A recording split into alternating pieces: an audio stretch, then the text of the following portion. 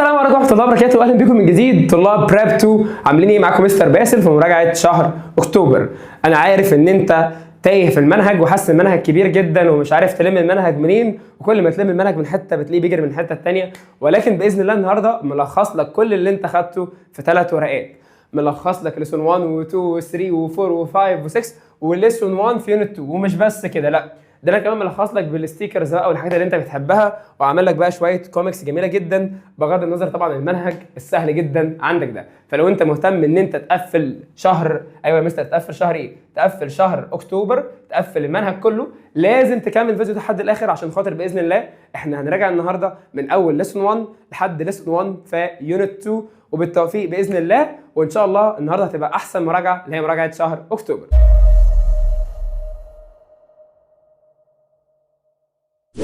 طيب بالراحه كده يا مستر باسل. طبعا بالمناسبه لو انت حابب تطبع الشيت ده اللي هو هيكون عباره عن بوستر في 3 ورقات ملخص المنهج، هتبعت لي على الواتساب طبعا ده، وفي كمان تاني شيت تاني بيكون فيه كل اسئله الشهر او كل الاسئله اللي متوقع تيجي في الشهر.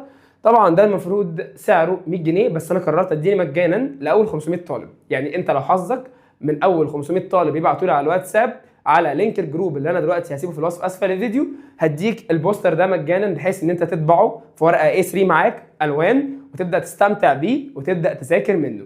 فلو انت حظك من اول 500 طالب بعتوا لي هبعته لك مجانا، وبعد كده ال 501 هيدفع 100 جنيه حق البوستر وحق الريفيجن شيت وحق الموديل انسر بتاعته. طيب ماشي يا مستر باسل، عندنا المنهج بتاعنا النهارده باذن الله اول درس معانا هنراجعه ايوه يا مستر بعنوان حاجه اسمها راشونال نمبر وحاجه اسمها الراشونال نمبر. درس النهارده او ليسون 1 في المراجعه بالعنوان ده. طيب انا بالراحه بقى كده هفكرك النهارده يعني ايه كلمه الراشونال ويعني ايه كلمه راشونال.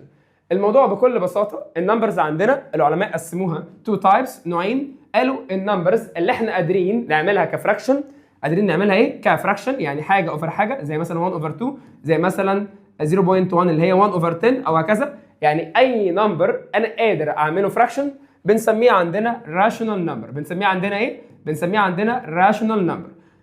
طيب والنمبرز اللي انا مش قادر اعملها كفراكشن بنسميها عندنا الراشونال نمبر. اسمه عندنا ايه؟ الراشونال نمبر. يبقى النمبرز عندنا يا مستر باسل اتقسمت جزئين، حاجه اسمها راشونال نمبرز وحاجه اسمها الراشونال نمبرز. راشونال نمبر يعني نمبر عندي انا قادر، ايوه قادر اكتبه فراكشن. الراشونال نمبر انا مش قادر اخليه فراكشن.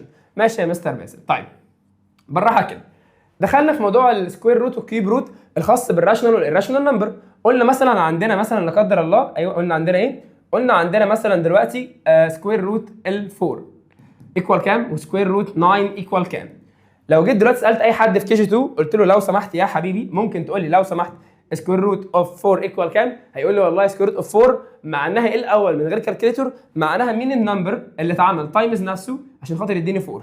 هتقول لي والله يا مستر كام تايمز نفسها يديني 4 اللي هي 2. طيب سكوير روت 9 نفس الكلام، كام تايمز نفسها يديني 9 اللي هي برضو ال3. فكده عندنا روت ال4 ايكوال 2، روت ال9 ايكوال 3. وبالمناسبه ال3 وال2 قادر اعملهم فراكشن، يعني 2 اوفر 1 و3 اوفر 1. فكده عندنا بنسمي روت 4 دي هي راشونال نمبر، وبنسمي روت 9 عندنا دي هي برضو راشونال نمبر عشان خاطر بيطلع لها انسر او بيطلع لها نمبر انا قادر اكتبه ان فراكشن فورم. طيب افرض عندنا مثلا دلوقتي لا قدر الله عندنا مين؟ عندنا مثلا دلوقتي نمبر زي ده. لحظه بقى كده، نمبر مثلا زي روت 5. دلوقتي هسألك سؤال، كام تايمز نفسها يديني 5؟ هتقول لي والله يا مستر مفيش. هو فيه بس مفيش اللي انت حافظه، مفيش كهول نمبر او كفراكشن. فانت لو عملتها على الكالكوليتر هيطلع لك هي روت 5. فانت هتقول روت 5 دي ملهاش راشونال نمبر تايمز نفسها يديك روت 5، صح كده؟ طب مثلا روت مثلا 10 برضه ملهاش. تقول لي يا مستر 5 تايمز 2، اقول لك لا، كام تايمز نفسها يديك 10؟ يعني عاوز نمبر تايمز نفسه. يعني لو قلت لي 5 اقول لك هل 5 تايمز 5 ايكوال 10؟ هتقول لي لا والله يا مستر كوخه مش هي دي. طيب لو قلت لي مثلا 2 هل 2 تايمز 2 ايكوال 10؟ هتقول لي برضو والله يا مستر نفس الكوخه بتاعتنا مش هي دي. فكده عندنا روت 10 ملهاش انسر في الراشونال نمبر، يعني مفيش نمبر تايمز نفسه بيديني 10. فكده ده عندنا روت 10 عندنا بنسميها الراشونال نمبر، وبنسمي عندنا روت 5 برضو الراشونال نمبر. يبقى من الاخر مين هم الراشونال نمبرز؟ هم السكوير روت اللي انا مش عارف اجيب لهم انسر. ومين تاني يا مستر؟ والكيوب روت اللي انا برضو مش عارف اجيب لهم انسر. طبعا بالمناسبه دي مراجعه مش شرح جديد. زي مثلا كيوب روت 10، يعني مين النمبر اللي اتعمل تايمز نفسه 3 مرات عشان خاطر يديني 10؟ هتقول لي والله يا مستر مفيش. طيب زي مثلا كيوب روت 8، هتقول لي والله يا مستر في اللي هي ايكوال تو. طبعا بنسمي عندنا كيوب روت 10 دي الراشونال نمبر، وكيوب روت 8 دي عندنا راشونال نمبر. يبقى من الاخر مين هي الراشونال نمبر؟ راشونال نمبرز هي النمبرز اللي انا قادر اخليها فراكشن. ومين هي الراشونال نمبرز يا حبيبي يا جميل؟ هي النمبرز اللي انا مش قادر اخليها فراكشن، زي سكوير روت اللي ملوش انسر في الراشونال، او زي كيوب روت اللي برده ملوش انسر في الراشونال. زي برده علامتين مهمين جدا لازم تعرفهم. علامه عندنا اسمها الباي، دي باذن الله هتاخدها السنه الجايه او الترم الجاي على حسب ان شاء الله. وعلامه عندنا اسمها الجولدن ريشيو، برده هتاخدها برده السنه الجايه او الترم الجاي. طبعا العلامه دي والعلامه دي لما تلاقيها مؤقتا بس كده الترم ده هتقول ان هي الراشونال نمبر. تمام؟ طيب تمام يا مستر باسم. انا بقى دلوقتي عايز اقول لك على حاجه. طبعا هنبدا طبعا نحل طبعا الجزئيه اللي احنا شرحناها دي. لو انت فهمتها تبقى جامد جدا جدا جدا، وباذن الله ضمنت سؤال تشوز في امتحان شهر اكتوبر باذن الله. ماشي. عندنا بيقول لك السؤال بقى بيقول لك ايه؟ بيقول لك والله يا حبيبي يا جميل يا حلو، تعالى بقى كده بسرعه. بيقول لك شو، وضح لي which of the following numbers. بالمناسبه لو النمبر اللي عندي راشونال، لو النمبر اللي عندي ايه؟ راشونال، بنسميه عندنا يا مستر باسل كيو، الست بتاعته اسمها كيو. يبقى لو النمبر راشونال نمبر بيكون الست بتاعته اسمها كيو، يعني الجروب بتاعه اسمه كيو لو هو راشونال. طب لو النمبر اللي عندي يا مستر باسل irrational بنسمي الجروب بتاعه او الست بتاعته اسمها كيو داش. يبقى العلامه اللي احنا هنوضح بيها النمبر ده هو راشونال كيو، irrational كيو داش. اوكي بسرعه بقى كده. عندنا دلوقتي يا حبيبي تعالى كده ثانيه، بقول لك دلوقتي show which of the following numbers belong to Q and which of them belongs to Q dash. طبعا يعني مين فيهم راشونال ومين فيهم irrational. قلنا مين فيهم راشونال؟ اي نمبر قادر اعمله فراكشن راشونال. اي نمبر مش قادر، مش عارف، يا لهوي مش عارف اعمله فراكشن يبقى كده irrational. ماشي مستر نيجاتيف 12 راشونال ولا irrational؟ قادر تخليها فراكشن؟ اوفر كام؟ اوفر 1 كده يا مستر كيو. تعالى روت 13، الحق يا مستر. ايه يا حبيبي تعالى. ايه يا مستر تعالى الحق يا مستر. ده كده عندنا يا مستر باسل ماله؟ ده عندنا يا مستر سكوير روت مالوش انسر في الراشونال، فكده يا مستر ده الراشونال. يعني كام تايمز نفسها يديك 13؟ مفيش، كده كيو داش. اوكي اللي بعده مستر كيوب روت نيجاتيف 24، من النمبر اللي اتعمل تايمز نفسه يديني نيجاتيف 24 ثلاث مرات، مثلا 2 تايمز 2 تايمز 2 ب 8، 3 تايمز 3 تايمز 3 ب 27، برضه مفيش، فكده كيو داش. يبقى من الاخر راشونال. الراشونال هي الروتس اللي بيكون ملهاش حل بنسميها كيو داش، ليه حل بنسميها عندنا كيو. ماشي يا مستر باسل. طيب بالراحه بقى كده. دلوقتي كده هنراجع على علامتين مهمين جدا. ايه بقى؟ قبل ما نكمل كلامنا العلماء جمعوا السات اللي هي اسمها كيو، تمام؟ تعالى كده ثانيه. السات اللي هي اسمها كيو، وبلون تاني السات عشان خاطر برضو اللي عامل نفسه مش واخد باله ياخد باله، اللي هي اسمها كيو داش. حطوهم على بعض وعملوا سات جديده اسمها عندنا ريل نمبرز. يبقى لو حد سالك وات از ذا مينينج اوف ريل نمبرز، يعني ايه ريل نمبرز؟ هتقول له والله واحد كان ماشي في الشارع كان في ايده كيو، واحد تاني كان في ايده كيو داش، هما الاثنين حطوهم في كيس مع بعض. يبقى انا حطيت كل النمبرز اللي نوعها راشونال مع كل النمبرز اللي نوعها irrational، طلعوا مع بعض ريل نمبرز. طيب في الماثماتكس عندنا لما انا اقصد ده وده يعني الاثنين مع بعض توجذر كده عندنا بنسميها يونيون. يبقى انا لما اعمل كيو يونيون كيو داش، يعني احط كيو على كيو داش بيطلعوا عندنا الريل نمبر.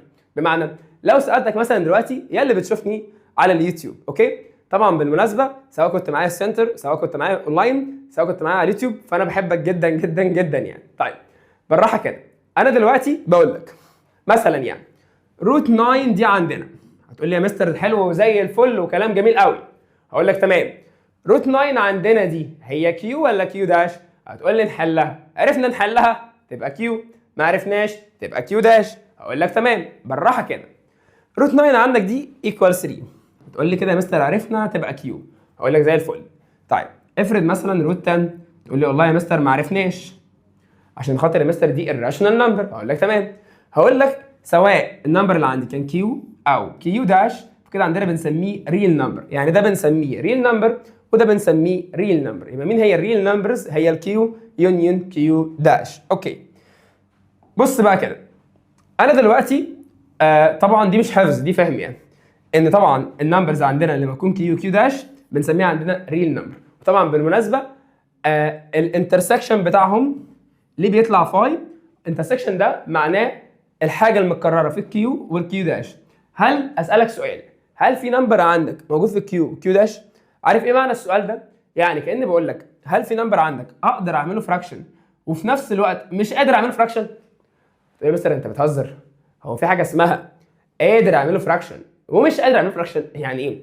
يعني كاني مثلا بقول لك هو انت قادر تمشي ومش قادر تمشي؟ تقول لي مستر انت بتقول ايه؟ مفيش الكلام ده. فعندنا مفيش نمبر بيكون موجود في كيو وكيو داش في نفس الوقت، فكده عندنا الانترسكشن بتاعهم بيكون بفاي. هل هناك اي مشكله؟ والله يا مستر الموضوع بينه حلو قوي قوي قوي، ليسون 1 بينه سهل قوي قوي قوي. اي خدمه. طيب بالراحه كده، انا دلوقتي عندي بقول لك حاجه كده مهمه جدا. النمبر اللي عندك لو موجود جوه السات هتقول لي علامه عندنا اسمها بيلونج. علامه اسمها ايه؟ بيلونج. بيلونج يعني هو موجود. يبقى لو النمبر عندنا موجود جوه السات اللي هي راشونال او الراشونال او ريل هتقول لي بيلونج. لو النمبر ده مش موجود جوه السات هتقول لي نوت بيلونج اللي هي العلامه دي.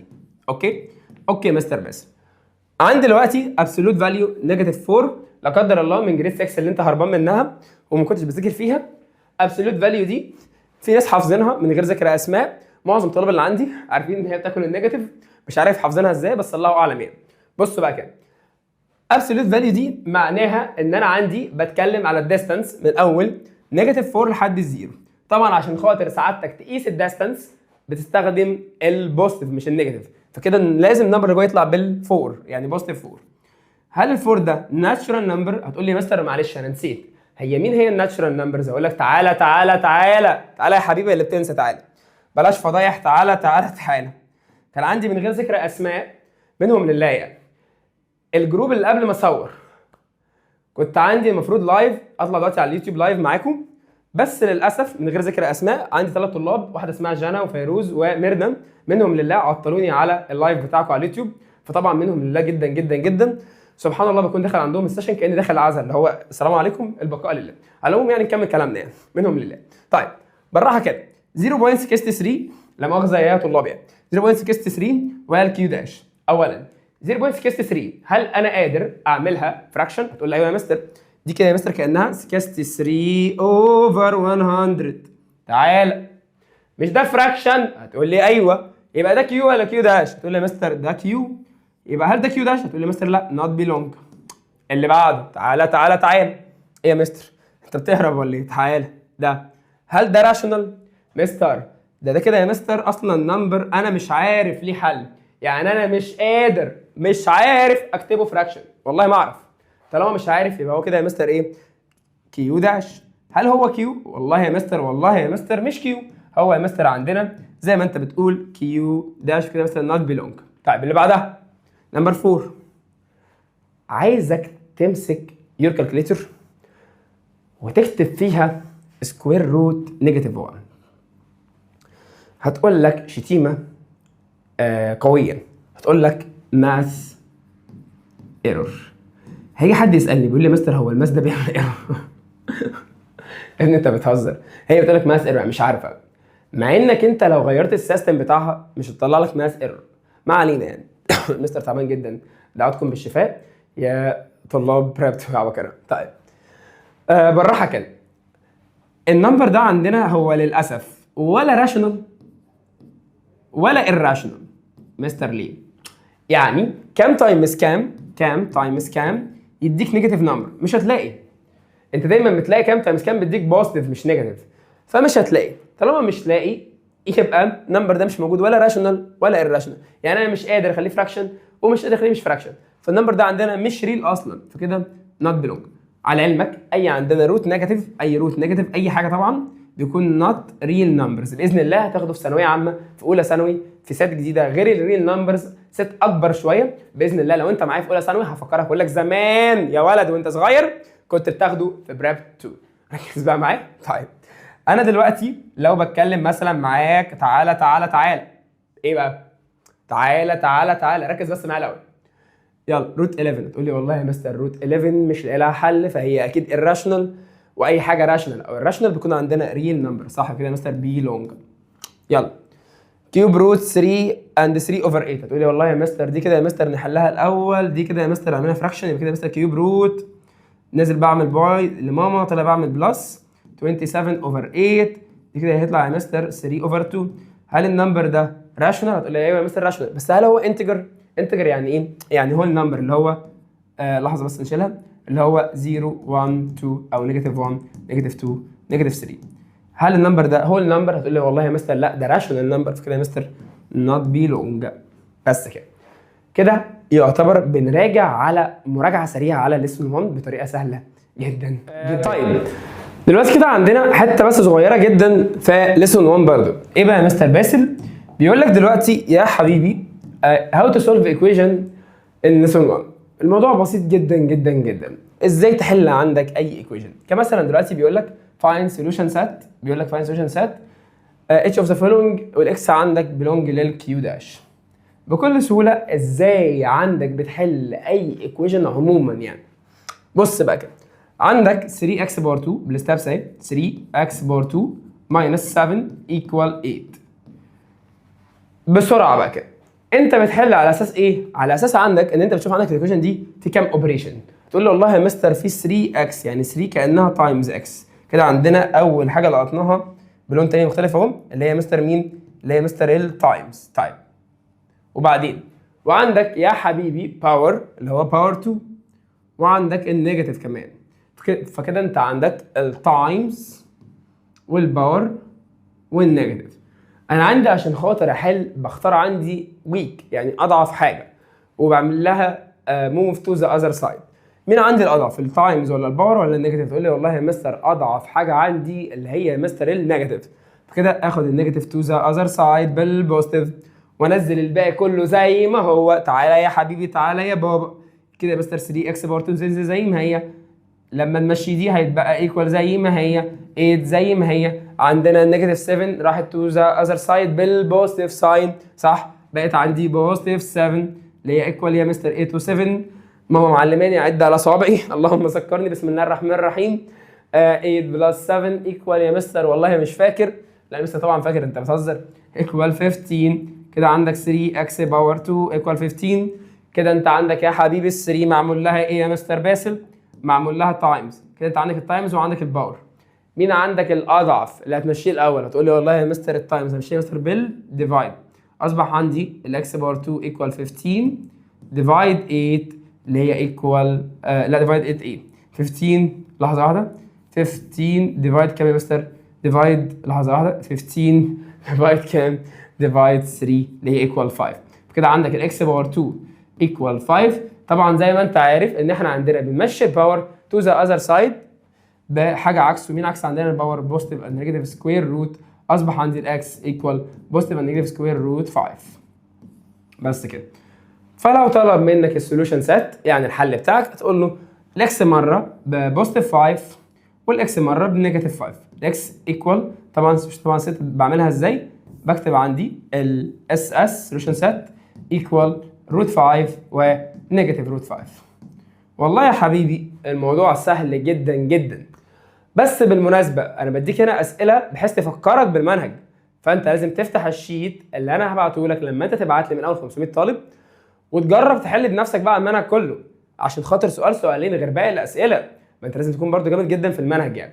اديك شايف المستر تعبان وطالع هيشرح لك، فانت ما عندكش اي حجه ان انت تذاكر وتقول للمستر في الكومنتس ربنا يشفيك يا مستر وتقوم لنا بالسلامه ونكمل باقي المنهج مع بعض. تمام؟ طيب دلوقتي كده انا عندي يا مستر باسل ايه بقى؟ عندي حته صغيره جدا ما شرحناهاش في ليسون 1. ايه بقى؟ عندي دلوقتي لو كان بيسالك مثلا سؤال بيقول لك مثلا دلوقتي لحظه واحده ايه بقى بيقول لك ايه؟ بيقول لك مثلا دلوقتي انا عايز اعرف ايه؟ عايز اعرف هي روت 11 او بيقول لك مثلا find بيقول لك find تمام two consecutive numbers ماشي ما علينا consecutive numbers. وبعدين قال لك root 11 lies between، يعني موجوده ما بينهم يعني. طيب بالراحه كده، انا دلوقتي لو معايا اي روت وعايز اعرف هو ما بين تو انتجرز، ما بين كام وكام، بكل سهوله زي ما شرحنا قبل كده انا بعمل ايه؟ بمسك القلم الرصاص اللي ماما جايباه وابدا افكر. ماشي، والله يا مستر باسل هي روت 11 اللي عندي دي مالها؟ عايز روت قبلها يكون راشنال وروت بعدها يكون راشنال. انا عارف ان الطلاب مش حافظه الروتس اصلا اللي هي الراشنال. لحظه، روت قبلها يكون راشنال وروت بعدها يكون راشنال. انا عارفك انت اصلا مش حافظ النمبرز اللي هي او الروت اللي ينفع يكون ليها انسر. عندي ليك سر هايل، هتعمل عندك درافت على جنب. تمام، تعمل عندك 1 باور 2 ايكوال 2 باور 2 ايكوال 3 باور 2 ايكوال 4 باور 2 ايكوال 5 باور 2 6 باور 2 7 باور 2 8 باور 2. تبقى عندك مشكله كبيره جدا جدا لو مش بتعرف تحسب 1 باور 2 بكام. هتقول لي يا مستر 1 باور 2 معناها 1 تايمز 1 ل ايكوال 1. يلا نفس الكلام، ايكوال 4 نفس الكلام، ايكوال 9 نفس الكلام، 16 نفس الكلام، 25 نفس الكلام، 36 نفس الكلام، 49 نفس الكلام، 64. وبعدين لو سألك على اي روت في الدنيا ما بين كام وكام، هتبص على الروت تقول له ازيك عامل ايه؟ يقول لك الحمد لله تمام. وهتبص له تاني، بص له تاني، ال 11 اللي جوه دي موجوده ما بين كام وكام؟ في النمبرز اللي هي لونها احمر دي اللي معمول لها باور 2. هتمسك قلمك وتبدا تعلم. تمام يا مستر تعالى، ال 11 دي ما بين ال 4 وال 9، هل في ما بين ال 4 وال 9 نمبر موجود اسمه 11؟ هتقول لي لا والله يا مستر كوخه. طيب ما بين ال 9 وال 16 ما بين ايه؟ ال 9 وال 16 لو انت جيت تسمع من كي جي 1 10 11 ايه ده قفشتها اهو 10 11. كده عندي 11 دي موجوده ما بين ال 9 وال 16. بكتب قبلها 9، حلو قوي، بكتب بعدها 16 زي الفل، بس بعمل لهم روت. ما انا بتكلم على الروت، بعمل لهم روت، بعمل لهم روت. دي عندك اسهل طريقه بتشوف بيها النمبرز ده لايز بتوين كام وكام. وبعدين زي الشاطر، مش انت عملوه هنا درافت؟ هتقول لي ايوه. تمسك قلمك تاني بس تغير اللون عشان خاطر المستر بيزهق. تعالى، وبعدين بتبص عندك روت ال 11 دي قبلها روت 9 اللي هي اصلا بكام؟ لو انت مش حافظ روت ال 9 عندك بتطلع 3. تعال اكتب هنا 3. الله اكبر عليك الحلاوه دي. طيب روت 16 عندك بتطلع كام؟ هتقول لي بتطلع 4. ايه الحلاوه دي؟ كده عندك روت 11 ما بين كام وكام؟ هتقول لي والله يا مستر ما بين ال 3 وال 4. هتكتب كده لايس، ماشي، بتوين، حلو قوي. كام وكام يا ولا؟ كام وكام يا حبيب؟ بتوين اهو. كام وكام يا بابا؟ هتقول لي بتوين ال 3 وال 4 عشان خاطر الحبايب والقرايب وحبيبي اللي غايب. اي خدمه. طيب افرض يا مستر بس لا قدر الله لعب بيا وضحك عليا زي ما انت بتضحك عليا يا مستر على طول. سبحان الله، بتكون حال الغلطه وبقعد اضحك عليك. جبر الخاطر عندنا ما بنرحمش. بص بقى كده، بدل ما كتب روت 11 مسح كل الهبل ده، مؤاخذه يعني، مسح كل الكلام المهم ده وكتب مكانه. تمام كده، كتب مكانه، لحظه واحده امسح بس الاول. كتب مكانه ايه يا مستر؟ كتب مكانه بدل روت 11 صعبها عليك جدا، قال لك روت 30 مثلا. ايه ده يا مستر؟ ده مستر ايه الخيانه دي؟ وقال لك نفس الكلام، انا عايز اعرف روت 30 دي ما بين كام وكام تو انتجرز. هتقول لي والله يا مستر نفس الدرافت اللي انا عملتها من شويه اعملها تاني. اقول لك لا، هي نفسها خدها معاك وانقلها تاني. وبعدين هتدور على ال 30 هل هي ما بين ال 9 و 16؟ هتقول لي والله يا مستر لا حرام، ازاي يعني؟ هل في بعد ال 9 لحد 16 هل في نمبر اسمه 30؟ تقول لي لا. طب هل هي ما بين ال 16 وال 25؟ هتقول لي لا. طب هل هي ما بين ال 25 وال 36؟ يبقى اكتب قبلها ايه؟ اكتب قبلها يا مستر 25 جوه الروت. ادي يا مستر جوه الروت، ادي القلم وقع اهو. بلاش تحسب يا مستر تاني. اكتب بعدها 36 جوه الروت. طيب اعمل علامه يا مستر سمولر ذان ومور ذان. تمام، اسال نفسي سؤال. تعالى يا حبيبي، تعالى يا بابا، يا بابا بص بص بص، تعالى هنغير الكلر نخليه ازرق. اي خدمه، تعالى. ماشي، وبعدين روت عندك 36 بكام؟ ب 6. روت عندك 25 بكام؟ هتقول لي 5. كده عندك روت 11 او روت 30 قصدي ما بين كام وكام؟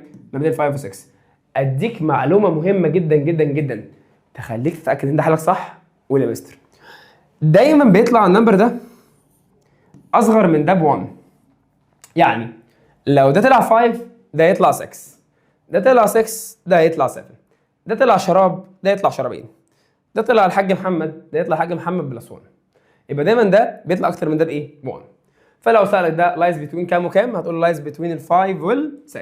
طيب لو حط لك قبلها مثلا فاريبل اسمه مثلا ان مثلا، وقال لك فايند الان، فايند الاكس، فايند الار، براحتك عادي، هتحلها عادي خالص زي دي وتبص مش الان دي اللي هي قبل الروت اللي هي مين؟ اللي هي ال5، كده تقول له الان ايكوال 5 طبعا لو طلبها. وكده هيكون خلصنا ليسون 1 كمراجعه. طيب بالنسبه لعندنا بقى كده خدنا دلوقتي مراجعه بسيطه على ليسون 1. طبعا بالمناسبه انا عارفك هتقعد تذاكر الكوميكس اللي موجوده على البوستر ومش هتذاكر المنهج، بس انا بقول لك لا، بالراحه كده، بالراحه كده، اقف مع نفسك وابدا ذاكر المنهج يا حبيبي، وبطل يعني ايه، بطل دلع. وقت الدلع خلاص عدى، وقت الجد جه، لازم تذاكر كويس. طيب عندنا دلوقتي بيقول لك ان الان دي سبست من الزد، سبست من الكيو، سبست من الار. يعني بمعنى اصح ايه معنى الكلام ده؟ ان اصغر ست عندنا هي الان، اكبر شويه هي الزد، اكبر شويه هي الكيو، اكبر شويه هي الار. بمعنى اصح بقول لك دلوقتي ان الان دي مالها يا مستر باسل؟ هي زوم بس لو سمحت، الان دي ايوه يا مستر مالها؟ كبر زوم كمان اهو، زوم كمان تعالى. الان دي ايوه يا مستر مالها؟ موجوده جوه الزد، يعني جزء من الزد، والزد جزء من الكيو، والكيو جزء من الار. يعني لو عندنا نمبر في الان فكده موجود في كله، نمبر في الزد موجود في كله من اول الزد لحد اللي وراه، نمبر في الكيو من الكيو لحد اللي وراه. لو نمبر في الريل مش شرط يكون موجود في كله يعني، تمام؟ طيب انا بقى دلوقتي، وطبعا العكس مش صحيح يعني، وعشان تبقى عارف طبعا ان الكيو داش سبست من ار، وبرده الكيو سبست من الار، ونهارنا ابيض باذن الله. طيب عندنا دلوقتي ليسون 2 كان بيتكلم على الانترفال. وبالمناسبه لو انت مش فاكر هفكرك بسرعه وات از ذا مينينج اوف انترفال عشان تبقى عارف كلمه انترفال دي عندنا يعني ايه.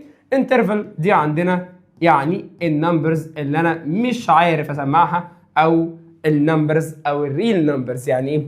يعني مثلا دلوقتي لو جيت سالتك النمبرز اللي ما بين ال1 وال4 هتقول لي ال2 وال3، بس دول انتجر اللي هم ال2 وال3. طب افرض سالتك مين هم بقى كل النمبرز اللي ما بين ال1 وال4؟ تقول لي والله يا مستر 1 and half، 1 and quarter، 1 and 2 quarter، 1 and 3 quarter، 1 and 1 over 3، 1 and 1 over 4، 1.1، 1.2، 2.3، مش عارف روت 9 هتلاقيها جوه، روت 7 هتلاقيه موجود جوه، هتلاقي بقى جوه الراشنال والراشنال وكده. هل تقدر تسمعهم كلهم؟ والله يا مستر لا، ما اقدرش اسمعهم كلهم، بس انا عايز ابين اللي قدامي ان انا بتكلم على النمبرز من اول ال1 لحد ال4 بعملها كانترفال. وطبعا زي ما انت عارف ان انا دلوقتي لو اقصد، ايوه لحظه بس واحده كده، لو اقصد عندي ايه يا مستر باسل؟ مش الصباره بتجري مني، اثبتي يا حبيبتي، اثبتي يا بابا. طيب ثبتت الحمد لله. لو قصدي النمبرز من اول، تعال من اول ال1 لحد ال4، من اول ال1 يعني ال1 دي انا عاوزها ماشي لحد، تعالى ثانيه نغير بس اللون، تعالى لحد ال4، يعني ال4 دي كمان انا عاوزها. يعني انا عاوز كل النمبرز، عاوز اسمع كل الريل نمبرز، اولنا ال1 اخرنا ال4، بعملها كلوزد انترفال كلوزد انترفال. طيب افرض انا عايز من اول بعد ال1، يعني مش عاوز ال1، عاوز النمبر اللي بعدها، فهعمل ايه بقى؟ هعمل عندي كده ايوه يا مستر 1 و4 عادي، ادي 1 وادي 4. وبعدين انا قصدي اقول لك من بعد ال1، فكده ال1 دي مش معايا بلون تاني، بس انا صح مستر عشان خاطر بتلخبط، بلون تاني تعالى. ال1 دي مش معايا، يعني من بعد ال1 اهو، بص كده بخط واضح اهو، ادي 1 و4 تعالى. وال1 دي مش عاوزها، انا عاوز النمبرز اللي بعدها. تقول لي ماشي يا مستر اللي هو ايه؟ 1 بوينت حاجه مثلا، فكده بعملها اوبن. والله يا مستر لحد قبل ال4، يعني مش عاوز ال4، عاوز اللي قبلها اوبن برضه. يبقى يعني ايه موضوع كلوزد انترفال وموضوع اوبن انترفال؟ موضوع كلوزد انترفال يعني من اول النمبر ده لحد اخر النمبر ده وكل النمبرز اللي ما بينهم. يعني انا بسمع ببقي كده ال1 وكل اللي وراه كلها بقى، وال2 وكل اللي وراه، وال3 وكل اللي وراه، وال4. لكن يعني ايه اوبن انترفال 1 4؟ يعني بسمع ال1؟ لا، بسمع كل النمبرز اللي بعد ال1 وكل اللي وراه وال2 وكل اللي وراه وال3 وكل اللي وراه. ال4 اللي مش بسمعها، يبقى انا عاوز النمبرز اللي ما بين ال1 وال4. لكن دي عاوز النمبرز اللي ما بين ال1 وال4 وكمان ال1 وال4. طيب افرض عملت لك مثلا دي اللي هي 1 و4 اوبن كلوزد، او نخليها كلوزد اوبن. ماشي، دي معناها ايه؟ دي معناها والله يا مستر باسل ان انا عندي بسمع النمبرز اللي من 1 وال4 ومعاهم ال1، بس ال4 مش معانا، يعني انا بوقف قبل ال4. طيب افرض عملت كده، بسمع كل النمبرز اللي من 1 وال4 وال1 مش معانا، يعني بسمع بعد ال1 بس ال4 نفسها معانا. يبقى كلوزد دي يعني النمبر نفسه معانا، اوبن يعني النمبر نفسه مش معانا. فاي مشكله؟ والله يا مستر لا. بالمناسبه لو عاوز ارسمهم على النمبر لاين بعمل ايه؟ برسم عادي نمبر لاين اهو، نمبر لاين عادي خالص اهو. لحظه بس كده، احنا نكبر شويه، ادي نكبر شويه، نمسح بس كده كل ده ونكبر شويه، امسح وكبر، كبر كبر، تعالى ثانيه، تعالى ثانيه، ادي النمبر لاين اهو. طبعا بالمسطره مش بايدك زي مستر باس. وعايز ارسم مثلا انترفال 1 4 على النمبر لاين، كلوزد انترفال او اوبن مش فارقه يعني. طيب بعمل ايه؟ برسم عندي يا حبيبي بكل بساطه، اولنا فين؟ تقول لي اولنا ال1، اخرنا فين؟ اخرنا ال4. وبعدين بحط فوق ال1 سيركل وفوق ال4 سيركل، ادي سيركل وبعدين سيركل. بسال نفسي سؤال، هو انا هبدا بال1 يعني 1 دي معايا، بعرف منين ان هي معايا؟ ان هي كلوزد يعني معايا؟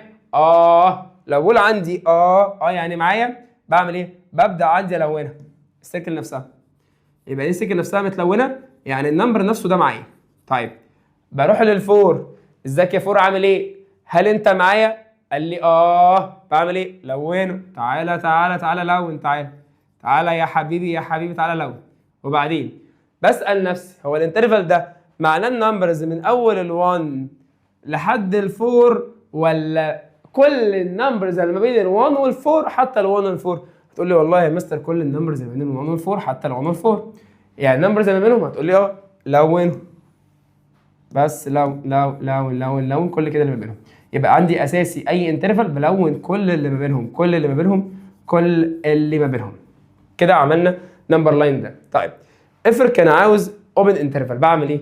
بص بقى، لو عندي كلوزد انترفال بنلون السيركلز، لو عندي اوبن انترفال مش بنلون السيركل، يعني نمسح التمرين اللي احنا عملناه اهو. امسح كده التمرين اللي انت عملته، لحظه واحده، امسح التمرين اهو، ادي التمرين اهو، لحظه واحده، امسح التمرين، امسح التلوين، امسح التلوين اهو بتاع السيركل نفسها، امسح التلوين بتاع السيركل نفسها اهو، حط السيركل مش متلونه، سيركل فاضيه، السيركل مش متلونه هنا، بس كده. كده معناه ان هي اوبن ايه؟ انترفال. طب افرض واحده اوبن واحده كلوزد، الاوبن ما تلونهاش والكلوزد لونها، في اي مشكله؟ يبقى انترفال معناه كل النمبرز اللي من كذا لكذا، اوبن انترفال يعني لون ولا ما تلونش، ما تلونش، كلوزد انترفال يعني لون، وهكذا. اوكي طيب هراجع بس كده بسرعه مع بعض الكلام اللي احنا قلناه. ماشي يا مستر باسل؟ طيب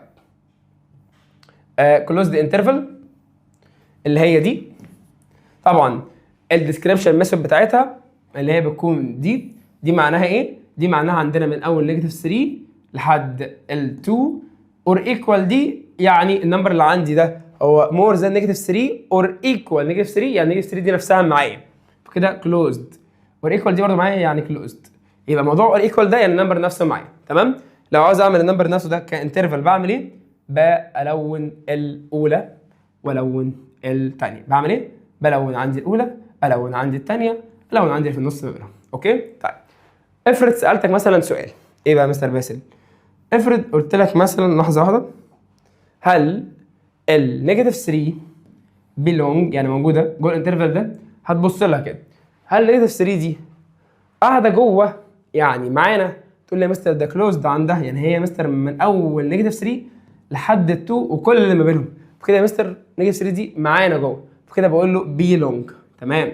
هل ال2 دي موجوده معانا جوه؟ تقول لي والله يا مستر ده كل النمبرز من نيجاتيف 3 لحد ال2 حتى نيجاتيف 3 وال2، فكده بقول له بيلونج. تمام. طيب افرض بقى عندي بسالك على موضوع الاوبن، تعالى ثانيه، تعالى. طبعا نيجاتيف 3 ده كده بقراه اوبن انترفال نيجاتيف 3 2 معناه كل النمبرز اللي من اول نيجاتيف 3 لحد 2 بس. وبعدين هل نيجاتيف 3 معانا؟ لا. ال2 معانا؟ لا. امال كل النمبرز اللي ما بينهم بس. اوكي طيب بعرفها منين؟ لو ديسكريبشن ميثود مش بلاقي عندنا هنا ايكوال، مش بلاقي ايكوال، يبقى عندي لو ما لقيتش ايكوال يبقى اكيد الانترفال بتاعي اوبن مش كلوزد. طيب بعمل ايه؟ بلون سيركل ولا بسيبها فاضيه؟ لا والله يا مستر بنسيبها فاضيه، بنسيبها عندنا فاضيه مش ملونه. بالمناسبه لو سالتك طبعا في عندنا غلطه في الشيت، المفروض ده عندنا يكون اوبن في البوستر، يعني اوبن اوبن اوبن اوبن. لو انت بتسمع الفيديو وطبعت البوستر بتاعنا حاول تعدلها وتخلي دي اوبن اوبن. طبعا اللي بيكتب البوستر كتر خيره عمل الغلطه الكبيره قوي دي. طيب اللي هو طبعا مستر باسل ولا مستر باسل، كتر خيرك مستر باسل حبيبي الله يخليك والله. طيب نيجاتيف 3 اللي عندك دي هل هي موجوده؟ تقول لي والله يا مستر لا ده اوبن انترفال، يعني هنسمع النمبرز اللي ما بين نيجاتيف 3 و2 بس نيجاتيف 3 و2 نفسهم مش موجودين معانا، فكده بقول none او doesn't belong. اوكي او not belong. طب هل ال2 دي برده موجوده معانا؟ برده والله يا مستر لا ده اللي ما بين نيجاتيف 3 و2 بس، 2 نفسها مش موجوده مش قاعده معانا، برده يا مستر not belong. تمام. وكذلك نفس الكلام عندنا على موضوع الايه؟ على موضوع اللي بنسميه هاف اوبن او هاف كلوزد، يعني نص اوبن ونص كلوزد، ونفس النمبر لاين بالظبط، لو موجود بنحط كلر، مش موجود مش بنلونه، ونفس الطريقه بالظبط النمبر برده بنشوف موجود ولا لا وهكذا. اوكي طيب الموضوع بس عندنا مهم جدا جدا جدا ان الانترفال عندنا نوعين، في نوع اسمه فاينايت يعني ليه ستارت وليه اند اللي احنا خدناه اللي هو بيكون عباره عن يا اما اوبن يا اما كلوزد يا اما اللي كان فوق كلوزد يا اما هاف اوبن او هاف كلوزد. في نوع عندنا اسمه unfinite او infinite او unlimited يعني ملوش ستارت وليه اند او ليه ستارت وملوش اند، اللي هو طبعا ايه النوع ده من نيجاتيف 2 لحد الانفينيتي. طبعا بالمناسبه الانفينيتي عندك لازم تكون اوبن. عارف ليه؟ كلمه كلوزد دي يعني انت عارف هي فين وانت هتقف عندها بالظبط. هل حد عارف في النمبرز الانفينيتي هي فين؟ تقول لي والله يا مستر مليون، اقول لك مليون 1. طيب مليارد، هتقول لي مليارد 1. طب 100,000، تقول له 100,000 1. فكده ما حدش عارف هي فين. طالما عندي ما حدش عارف هي فين يبقى هي كده ايه اوبن. طب ازاي ارسم لها نمبر لاين؟ النمبر لاين عندي خلاص يا حبيبي اهو من نيجاتيف 2 لحد الاخر، اخر نمبر لاين خلاص اهو سيركل لونها طبعا عشان هي طبعا كلوزد لحد الاخر، واقعد لون بقى براحتك. صعبه؟ والله يا مستر مش صعب. افرض العكس بقى من نيجاتيف انفينيتي اللي هي مستر على الليفت نيجاتيف انفينيتي ادي 3 لون بقى الناحيه الثانيه، يبقى لو نيجاتيف لون شمال، بوزيتيف لون يمين. طيب طبعا زي ما انت شايف اهو الموضوع طبعا في غايه السهوله. طبعا بالمناسبه الحاجات دي لو انت مش حافظها نصيحه من مستر باسل ما تروحش الامتحان، لانك للاسف من غيرها سوف تسقط سقوطا حرا. ايه بقى الحاجات؟ ان الار بوزيتيف عندنا اللي هي البوزيتيف ريل نمبر بتبدا من بعد الزيرو. اشمعنى؟ عشان خاطر والله يا مستر الزيرو اللي عندي ده هو ولا بوزيتيف ولا نيجاتيف، فلو كنت عامل كلوزد انترفال عند الزيرو وكملت كده عند الانفينيتي هقول لك غلط. ليه؟ الزيرو اللي عندك ده مش بوزيتيف، فكده ما ينفعش اقول ان هو في ار بوزيتيف، فلازم اقول الزيرو ده اوبن، يعني هنبدا نسمع النمبرز اللي بعد على طول الزيرو لحد انفينيتي اللي هي طبعا ار ايه بوزيتيف. طب والار نيجاتيف اللي هي النيجاتيف ريل نمبر طبعا من اول نيجاتيف انفينيتي لحد اللي قبل الزيرو عشان الزيرو برده مش نيجاتيف. طب الريل كلها من نيجاتيف انفينيتي لحد الانفينيتي. في اي مشكله؟ والله يا مستر الموضوع بينه سهل جدا. او ممكن طبعا نسميها ايه؟ ممكن نسميها الار بوزيتيف دي نحط عليها ار نيجاتيف، يعني البوزيتيف ريل نمبر والنيجاتيف ريل نمبر والزيرو كمان معاهم. يعني الزيرو ده هو من ضمن طبعا الريل نمبرز. عشان تبقى عارف الانترفال عندنا بتاع الار بوزيتيف دايما اوبن والار نيجاتيف دايما اوبن والار عاديه دايما برده اوبن. الموضوع طبعا اوبن اوبن اوبن. طبعا حابب اقول لك كلام مهم جدا جدا جدا جدا. لو حد عارف مين الممثله دي يقول لي، اللي بتقول في جه مش عارف بتقول في جه ده مين الممثله دي؟ صراحه كان ستيكر حلو على الواتساب فانا حطيته هنا خلاص، بس انا مش عارف الصراحه مين الممثله دي يعني. فلو حد عارف يقول لي في الكومنتس مين الممثله دي. تمام. طيب في كده عندنا شويه اوبريشن على الانترفال اللي هم اليونيون واللي هم ايه يا مستر تاني؟ الديفرنس والانترسكشن والكومبلمنتري. لو انت حابب تذاكرهم انصحك تخش عندي على الشانل فليسون 2 تذاكر درس انترفال كويس جدا، وهتلاقيني بشرح بالتفصيل موضوع الاوبريشن دي وازاي بتعمل دي وازاي بتعمل دي وازاي بتعمل دي وازاي بتعمل دي، عشان خاطر طبعا يكون الموضوع عندك في غايه السهوله. بنعمل اوبريشنز ايوه على الانترفال. الموضوع عندنا بكل سهوله يا مستر باسل. بتعمل ايه؟ قول لي عرفني. بص يا حبيبي، برسم نمبر لاين ده ونمبر لاين ده. لو كان بيتكلم على اليونيون او بيتكلم على الانترسكشن او بيتكلم على الديفرنس او كومبلمنتري، كله بيتحل عن طريق النمبر لاين. تعالى يا مستر باسل، تعالى يا حبيبي. بص يا بابا، اولا بمسك القلم بتاعي وارسم نمبر لاين بالمسطره، مش بايدك زي مستر باسل. وبعدين بسال نفسي سؤال مهم جدا جدا جدا. ايه يا مستر؟ هي فين النيجاتيف 3؟ تتوقع تكون فين؟ اقول لك تعالى مستر، نيجاتيف 3 هنا، تعالى حطها هنا. وفين ال5؟ تعالى نحطها هنا مثلا، تعالى. يلا يا مستر نعمل سيركل، يلا نعمل سيركل، تعالى. عارف والله المستر مش عاوز يعمل سيركل، المستر عايز يروح لبتاع عصير القصب. يا نهار ابيض، دلوقتي حالا والله هجيب عصير قصب وكوبايه كده في الفيديو، اقعد اشرب بقى، اكادوا من فرط الجمال اذوب. يا هو يا مستر باسل، ايه العظمه دي؟ انا هقفل فيديو وهجيب عصير قصب. سلام. انت رايح فين؟ تعالى، صدقت ده انا اللي عاوز اجيب عصير مش انت، عشان انا تعبان. انت قاعد عادي براحتك. انت يا باشا لو مش ماسك ورقه وقلم او مش ماسك البوستر وبتحل عليه دلوقتي مع الفيديو، دي مش سينما يا حبيبي. يعني انت مش هتنجح بمجرد الفرجه، انت لازم تحل بايدك عشان خاطر تبقى فاهم. ماشي يا مستر. طيب علم عندك على ال5، اعمل سيركل، تعالى. وبعدين ماشي يا مستر، وبعدين خش عندك بسرعه على النيجاتيف 3 واسال نفسك سؤال، هل هي اوبن ولا كلوزد؟ هتقول لي يا مستر ببص لها كده، بسم الله اعوذ بالله الهبل ده، دي يا مستر دي كلوزد. فلونها، لون لون لون لون. انت بتحب تلون، تعالى. انا عارفك ما بتحبش تذاكر، بتحب تلون. تمام. خش عندك على ال5، هل دي اوبن ولا كلوزد؟ هتقول لي والله يا مستر دي اوبن، يعني مش هلونها. ماشي. انترفال معناها من اول نيجاتيف 3 لحد ال5 وكل اللي ما بينهم، يعني انت هتلون كل اللي ما بينهم. اقعد لون لون لون لون لون لون لون. عارفك انت في اي حاجه فيها تلوين الله اكبر عليك، رسام قد الدنيا. تيجي في الماس تقول نهارنا ابيض ومنيل، او الكلمه دي اللي هو ايه، اللي هو واحنا اذاكر وانجح الاثنين مع بعض. كفايه مذاكره بس يا مستر، بس مش عاوزين النجاح. طيب بالراحه بقى كده. انا دلوقتي لما عملت النمبر لاين ده، ايه اللي يحصل بقى عندي؟ بالراحه بقى كده، امسح بس كل ده بالراحه. يا شاشه اقف بس عليك لو سمحت. حد بس يمسك الشاشه بسرعه قبل ما تجري. حد يمسك الشاشه. طيب بعمل عندي نمبر لاين 2 وال 7، بس انا عاوز حد ذكي بقى. معظم الطلاب من غير ذكر اسماء، زي طالبه عندي اسمها ريم في بريب 1 في بريب 2 في سنتر في العبور. تعمل ايه بقى ريم؟ اسمها ريم محمد تقريبا. بتحط ال2 دي هنا. هل ده يرضي ربنا؟ يعني هل ال2 دي قبل النيجاتيف 3 يا ريم؟ حرام عليك يا ريم. امال بعمل ايه يا مستر؟ امسح بس ال2. ال2 دي اكيد ما بين النيجاتيف 3 وال5 ده اكيد يعني، فبحطها ما بينهم. ده حاجه طبعا بديهيه، ما بين ايه؟ نيجاتيف 3 وال5. كان مثلا هنا حط 2 وادي لها سيركل اي خانه. طب وال7 يا مستر اللي عندك اكيد هنا ولا هنا ولا هنا؟ والله يا مستر بعقل العبقري اكيد بعد ال5. حط 7 تحت بس شويه عشان خاطر برضه ندي لها ايه؟ سيركل. ادي تحت شويه اهي 7 وادي لها سيركل. هل عندك ال2 اوبن ولا كلوزد؟ اوبن. يبقى كده يا مستر مش هتتلون السيركل، ودي برضه يا مستر مش هتتلون، بس هنلون يا مستر كل اللي ما بينها. اللي هو ده لو بس كده. معنى عندي يا مستر ان هي يونيون، يعني عاوز كلهم، يعني عاوز اولنا فين؟ يعني بمسك كده قلمي كده بسرعه يا مستر باسل، اولنا فين واخرنا فين. الله عليك يا مستر والله. يبقى يونيون دي يعني ايه؟ يعني اول نمبر عندي هو فين واخر نمبر عندي هو فين. اولنا عند النيجاتيف 3 واخرنا عند الكام؟ ال7. وبعدين نيجاتيف 3 اللي عندي موجوده ولا لا؟ يعني متلونه ولا لا؟ هتقول لي اه. طالما يبقى اوبن ولا كلوزد؟ يبقى اقفل عليها بسرعه يا مستر كلوزد.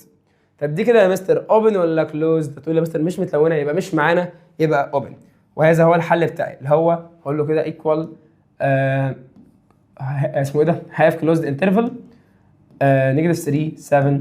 فهمت تتحل ازاي عن طريق النمبر لاين؟ والله يا مستر سهله جدا جدا جدا. ممكن بس نمسح بس كده دي ونكمل يا رب بس عشان تجري مننا، ونكمل مع بعض في السؤال اللي بعده. تعالى بقى ثانيه. 1 5 انترسكشن نيجاتيف 8 3. طبعا بالمناسبه كلمه يونيون عندنا يعني متكرر، انترسكشن عندنا يعني الحاجه اللي موجوده هنا وهنا. بعمل ايه؟ نفس الفكره بالظبط، برسم عندي نمبر لاين بالمسطره مش بايدي، بكتب بسرعه كده عندي ال1 وال5، ادي 1 وادي 5، سيركل سيركل. ال1 دي مش معانا يبقى مش هتلونها، ال5 معانا يبقى هتلونها بكلر تاني عشان خاطر حبيبي ما يزعلش. لون يا بابا، لون طبعا بسرعه كل النمبرز اللي ما بينهم. يلا بسرعه تعالى لون لون لون لون لون لون لون. الله عليك يا مستر. وبعدين نيجاتيف انفينيتي لل3، دي هنا مثلا نيجاتيف انفينيتي لحد ال3 اللي هي مثلا ما بينهم سيركل ما تلوناش، لون لون لون لون لون لون لون. كلمه انترسكشن معناها ايه؟ معناها المنطقه عندي اللي فيها 2 كولرز، يعني اللي فيها عندي لونين. مستر هم فين اللونين؟ انا الصراحه ما خدتش بالي ان انا عامل بنفس اللون، بس عادي هديك لون كمان. يلا اي خير، ازرق. الله عليك يا مستر.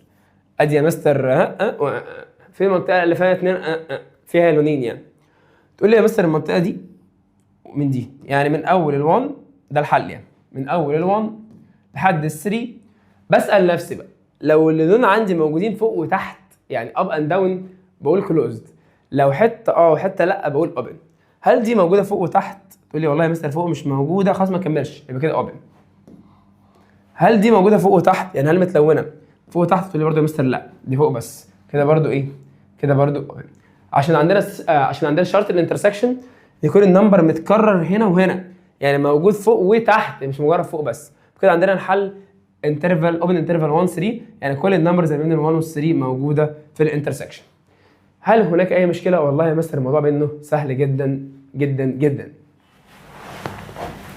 طيب جينا عندنا بسرعه الموضوع الديفرنس اللي الطلاب كلها بتقع فيه. بص يا حبيبي، هترسم نفس النمبر لاين اللي انت عملته من شويه، ماشي يا مستر باسم، وتحط عندك هنا النيجاتيف انفينيتي. تمام؟ طبعا انا مش بعرف اعملها، فانا بضطر اقلب البورد واعملها، ولو معايا كشكول بضطر اقلب الكشكول اللي هو بعمل حرف ال8. اوكي، وبعمل عندي هنا الانفينيتي حرف ال8 برضو. تمام؟ وبعدين يا حبيبي، يعني ايه من نيجاتيف انفينيتي لحد السكس؟ يعني من اول السكس مثلا هنا اعمل سيركل فوقها وبسال نفسي سؤال، هلونها ولا لا؟ والله يا مستر دي كلوزد، يبقى يا مستر باسل هتلون السيركل اللي عندك طالما هي كلوزد. ابدا لون، تعالى انت تحب التلوين، تعالى لحد النيجاتيف انفينيتي، لون لون لون لون لون لون. اوكي طيب، وبعدين يا مستر باسل، وبعدين من اول ال4 لحد الانفينيتي. يا رب تعرف تعملها صح، اوعى حد يحط لي ال4 هنا. اشمعنى؟ هل ال4 بعد 6؟ حرام عليك، انما ال4 طبعا يا مستر هنا قبل 6 لحد كام؟ الانفينيتي. تمام، وابدا عندك ال4 دي اوبن ولا كلوزد؟ تقول لي والله يا مستر اوبن، يبقى مش هلون، بس هلون كل اللي بعدها، لون لون لون لون لون لون لون لون. وبعدين معنى كلمه ديفرنس دي يا مستر باسل اللي احنا مش شايفينها، تمام؟ معناها ايه؟ معنى كلمه ديفرنس دي يعني اللي موجود هنا بس مش موجود هنا، يعني اللي عند احمر اللي عند ابو احمر بس مش عند ابو ازرق اللي انا هعمله دلوقتي، او مش عند ابو جرين مثلا هو ده. يعني اللي لونه احمر الحته اللي موجود فيها احمر بس وما فيهاش اخضر. اولا هعمل ايه؟ الحته اللي فيها احمر وما فيهاش اخضر بكل سهوله بعمل فاصله كده، تمام؟ عند الحته اللي فيها احمر بس، يبقى من اول نيجاتيف انفينيتي دي هي احمر بس، يعني هي الاولاني بس، يعني من اول نيجاتيف انفينيتي لحد نمبر كام ده يا مستر باسل اللي انت كنت عامل عليه سيركل، اللي هو عندك نمبر 4 اللي احنا خفيناه اهو، يبقى لحد ال4. بس خد بالك ال4 دي، هل ال4 دي نفسها فيها احمر وما فيهاش اخضر؟ هتقول لي يبقى انا هاخدها. طب ايوه ناخدها ازاي؟ كلوزد. افرض كان فيها اخضر هنخليها اوبن، يعني مش عاوزينها، احنا عاوزين المنطقه اللي هي فيها احمر وما فيهاش اخضر، يعني عاوزين المنطقه اللي هي موجوده في الاولانيه ومش موجوده في الثانيه. لو انت والله عملتها بالالوان هتلاقي نفسك بتحل الامتحان بسهوله قوي. لو انت قعدت تفهمها بقى من هنا للصبح اتحداك تفهمها اصلا. طيب سؤال بسرعه يا مستر باسل اللي بعده. طيب عندنا دلوقتي ماشي يا مستر باسل، بيقول لك من نيجاتيف انفينيتي لحد 3 كومبلمنتري. ايه موضوع الكومبلمنتري ده؟ سهل جدا جدا جدا. ارسم نفس النمبر لاين، تعالى حط عندك النيجاتيف انفينيتي، تعالى حطيناها يا مستر اهو. وحط عندك ال3، تعالى حط فوقها سيركل. احنا اتفقنا خلاص اتفاق، لو ال3 اللي عندك يا رب تعرفها، لو هي اوبن ما تلونهاش، لو هي كلوزد لونها. صعب الموضوع ده؟ والله يا مستر مش صعب. طيب هل ال3 اللي عندك اوبن؟ يبقى ما تلونهاش، بس لون لحد النيجاتيف انفينيتي. كومبلمنتري دي يا مستر يعني ايه، او ايه علامه يا مستر الداش؟ معناها والله يا حبيبي يا روح قلبي ان انا بعمل ايه بقى؟ بعمل كل الريل نمبرز ما عدا دول. يعني ايه اللي اتبقى بقى على النمبر لاين؟ ايه اللي اتبقى؟ تقول له والله يا مستر اللي اتبقى من اول هنا لحد الاخر لحد الانفينيتي. اكتبه، يبقى من اول ال3 لحد الانفينيتي، ده اللي اتبقى. طبعا بالمناسبه الانفينيتي طول عمرها ما نعرفهاش، او طول عمرنا ما نعرفهاش، فهي كده ايه؟ هي كده اوبن. والله يا مستر كتر خيرك، هي فعلا اوبن. طيب هل ال3 عندنا دي كانت معاهم اصلا؟ لا، فكده احنا بناخدها عشان هي مش معاهم نعملها كلوزد. افرض كانت معاهم، يعني كانت متلونه، فاحنا هنعملها اوبن. يعني عكس اكيس، لو مش متلونه اعملها متلونه اللي هي كلوزد، لو متلونه اعملها اوبن اللي هي مفتوحه. بس كده، ده معنى الكومبلمنتري. انت بتاخد الحاجه المتبقيه من الريل نمبر اللي احنا اصلا ما خدناهاش. وبكده عملنا مراجعه قويه جدا على ليسون 1 و2. سعادتك لو انت مذاكر كويس البوستر ده اللي هو ليسون 1 و2، فانت وقف الفيديو وابدا حل شويه في الشيتس، وبعدين ارجع تاني كمل الفيديو واعمل لايك عشان خاطر ما تنساش. ولو انت حابب تفيد اصحابك اعمل لهم شير بقى، وقول لهم مستر باسل مكسر الدنيا على اليوتيوب، وهيخلي الطلاب كلها تقفل. طبعا المراجعه دي مراجعه قويه جدا، بس لازم تحل اسئله كتير عشان خاطر تتعود على الحل. ولو احتجت اي درس هتلاقي عندي على القناه كل الدروس نازله بالترتيب، بحيث ان انت لو ناسي درس معين تذاكره بسرعه. نخبي ليه في اسرارنا وانا وانت ما فيش غيرنا، ولو نداري مشاعرنا نخلي الماس يفكرنا. والله بصوا كنت بحاول اغني بس فشلت، قلت بقى نبقى مدرسين احسن يعني على اليوتيوب يعني. مدرسين. والله بصوا خدوا كده القلب ده خليه معاكم. بصوا انتوا حبايب قلبي والله، سواء كنت طالب معايا في سنتر اونلاين على اليوتيوب، بالرغم ان احنا بنتخانق مع بعض كل يوم ان احنا ما بنذاكرش، بس بحبكم جدا مش عارف ليه يعني، مش بطيقكم الصراحه. طب نكمل مع بعض، طبعا بهزر معاكم يعني. والله عندك دلوقتي distributive property of multiplication، ده كده عندنا ليسون 3. خلصنا ليسون 1 و 2، يلا بسرعه ليسون 3. بص بقى كده، الموضوع عندك بكل بساطه ان انت لو عندك الكلام ده كله مش اي لازمه، اشرحها لك بشكل اوضح شويه. عندك مثلا 2 براكت 3 بلس 5 من كي جي 1 ماثماتكس. عندك كنت انت بتعمل ايه؟ ايوه يا مستر كنت بعمل ايه؟ كنت انت لا قدر الله بتعمل ديستريبيوتيف بروبرتي، يعني بتعمل ال 2 دي مره تايمز 3 ومره تايمز 5 بس. ايوه بتعمل ايه؟ بتعمل ال 2 تايمز 3 مره، تمام، وبعدين البوزيتيف 2 تايمز 5 مره اللي هي بلس 2 تايمز 5، وبتحل دي وبتحل دي اللي هو ايه؟ 2 تايمز 3 النهارده ابيض ان شاء الله ايكوال كام؟ ايكوال 6 بلس 2 تايمز 5 ايكوال كام باذن الله؟ اللي هي طبعا ايكوال 10. في الاخر بتعمل لهم بلس 6 و10 ايكوال كام؟ ايكوال 16، وخلصت على كده. دي كده عندنا معنى كلمه الديستريبيوتيف بروبرتي. طيب والله يا مستر باسل افرض جالنا مثلا كده، لحظه واحده كده، افرض جالنا مثلا يا مستر باسل سؤال مثلا يا مستر مفاجئ من النوعيه مثلا دي اللي هو ايه؟ قال لك مثلا دلوقتي، لحظه بس واحده، قال لك مثلا دلوقتي ايه يا مستر باسل؟ قال لك يا حبيبي 2 براكت روت 2 بلس مثلا روت 5. هتحلها ازاي؟ هتحلها يا حبيبي بالديستريبيوتيف بروبرتي. يعني ايه؟ يعني تمسك قلمك بسرعه وتعمل ال 2 تايمز روت 2 وال 2 تايمز روت 5، وبعدين بتسال نفسك 2 تايمز روت 2 ايكوال كام؟ كان هنا في 1 يبقى 2 تايمز 1 ايكوال 2، 2 عندك روت 2، وبعدين 2 تايمز روت 5 ايكوال كام؟ كان هنا في 1 و2 تايمز 1 ايكوال 2 روت 5. فكده عندك عملت حاجه اسمها ديستريبيوتيف بروبرتي، يعني عملت مره ده تايمز ده وعملت مره ده تايمز ده بكل سهوله عندك. طيب زي ما احنا قلنا من شويه ان احنا عندنا يا جميل يا اسول بعمل مره 2 دي تايمز روت 2 مره 2 تايمز روت 5، بيصبح عندي 2 روت 2 بلس 2 روت 5. طبعا الاثنين دول unlike term يعني مش زي بعض، ما ينفعش اعمل لهم بلس، ما ينفعش اعمل لهم ماينس. طيب امسح بس كده بسرعه عندي كل ده وافكرك مثلا باكزامبل تاني. لو عندي مثلا يا حبيبي بنفس عندنا الديستريبيوتيف بروبرتي، تمام؟ عندي مثلا دلوقتي مثلا تعالى كده ثانيه، عندنا مثلا دلوقتي 3 تايمز 2 بلس روت 5. بحلها عندك ازاي؟ بتمسك بسرعه ورقه وقلم معايا، تعالى وكوبايه العصير القصب بتاعتك، وتعالى برده معايا. بعمل عندي 3 تايمز 2 3 تايمز روت 5. 3 تايمز 2 equal 6 and 3 تايمز روت 5 equals 3 روت 5. في طبعا من بينهم طبعا بلس، نزل بلس وخلص على كده. دي كده عندنا بنسميها distributive property. طيب ايه بقى يا مستر تاني غير يا مستر الحته يا مستر دي؟ عندنا برده والله يا حبيبي لو انت بتذاكر لا قدر الله، لا قدر الله طبعا يعني، لو بعمل عندي روت A تايمز روت B بيصبح عندي روت AB. انا عارف طبعا انت مش فاهم مين A ومين البي ومين الاي بي، بالراحه كده. كانها مثلا روت مثلا 2 تايمز روت 3، بيبقى عندي روت 2 تايمز روت 3. بقول عندي لو الروت هو الروت بننزل واحده من الروت من بريب 1، وبعدين روت وبعمل عندي 2 تايمز 3 عادي ايكوال 6.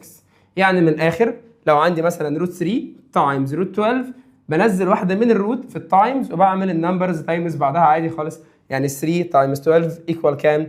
يعني 3 تايمز 12 ايكوال 36 اللي هي اصلا في الاخر ايكوال 6. طيب افرض عندي مثلا دلوقتي روت 7 تمام تايمز روت 2. هتقول لي يا مستر روت تايمز روت بعمل ايه؟ بتنزل واحده من الروت وبيعمل 7 تايمز 2 ايكوال 14. الكلام ده كله من غير كالكليتر. اه والله يا مستر فعلا والله من غير كالكليتر. طيب افرض عندنا يا مستر في الديفايد بعمل نفس الكلام بالظبط. يعني ايه؟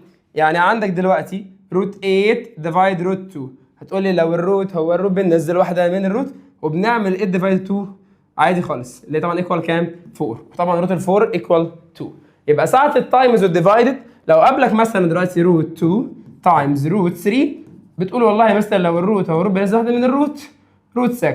لو دي ليها حل بتحلها، ملهاش حل بتسيبها زي ما هي. وساعه الديفايدد نفس الكلام بالظبط. لو عندك مثلا روت 8 ديفايد روت 2 بتقول والله يا مستر لو الروت هو الروت بقى نزل واحده من الروت و 8 ديفايدد 2 8 ديفايدد 2 ايكوال روت 4 اللي هي اصلا يا مستر ب 2.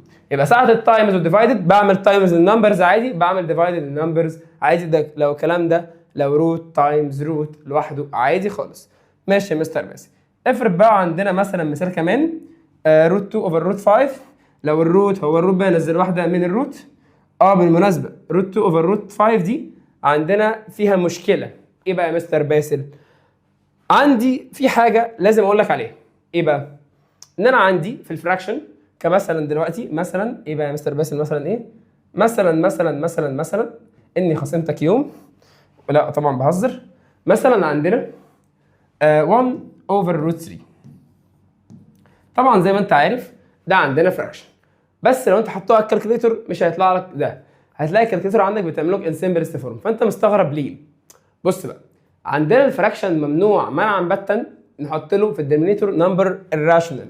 يعني نمبر يكون بالطريقه دي اللي هو نمبر مش راشونال، نمبر irrational. طب ايه الحل؟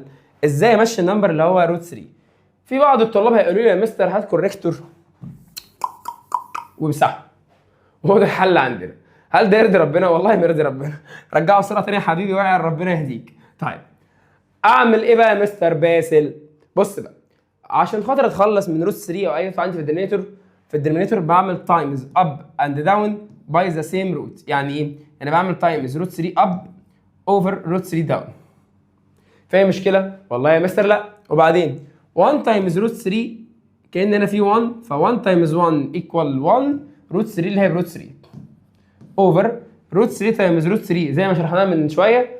هتقول لي لو الروت هو الروت بقى نزل واحده من الروت على جنب اللي هي روت 3 تايمز 3 ايكوال 9. في الاخر روت 9 ب 3.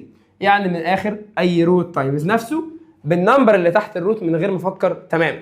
فاصبح كده عندي ده الفراكشن مكتوب بطريقه انسمبلست فورم.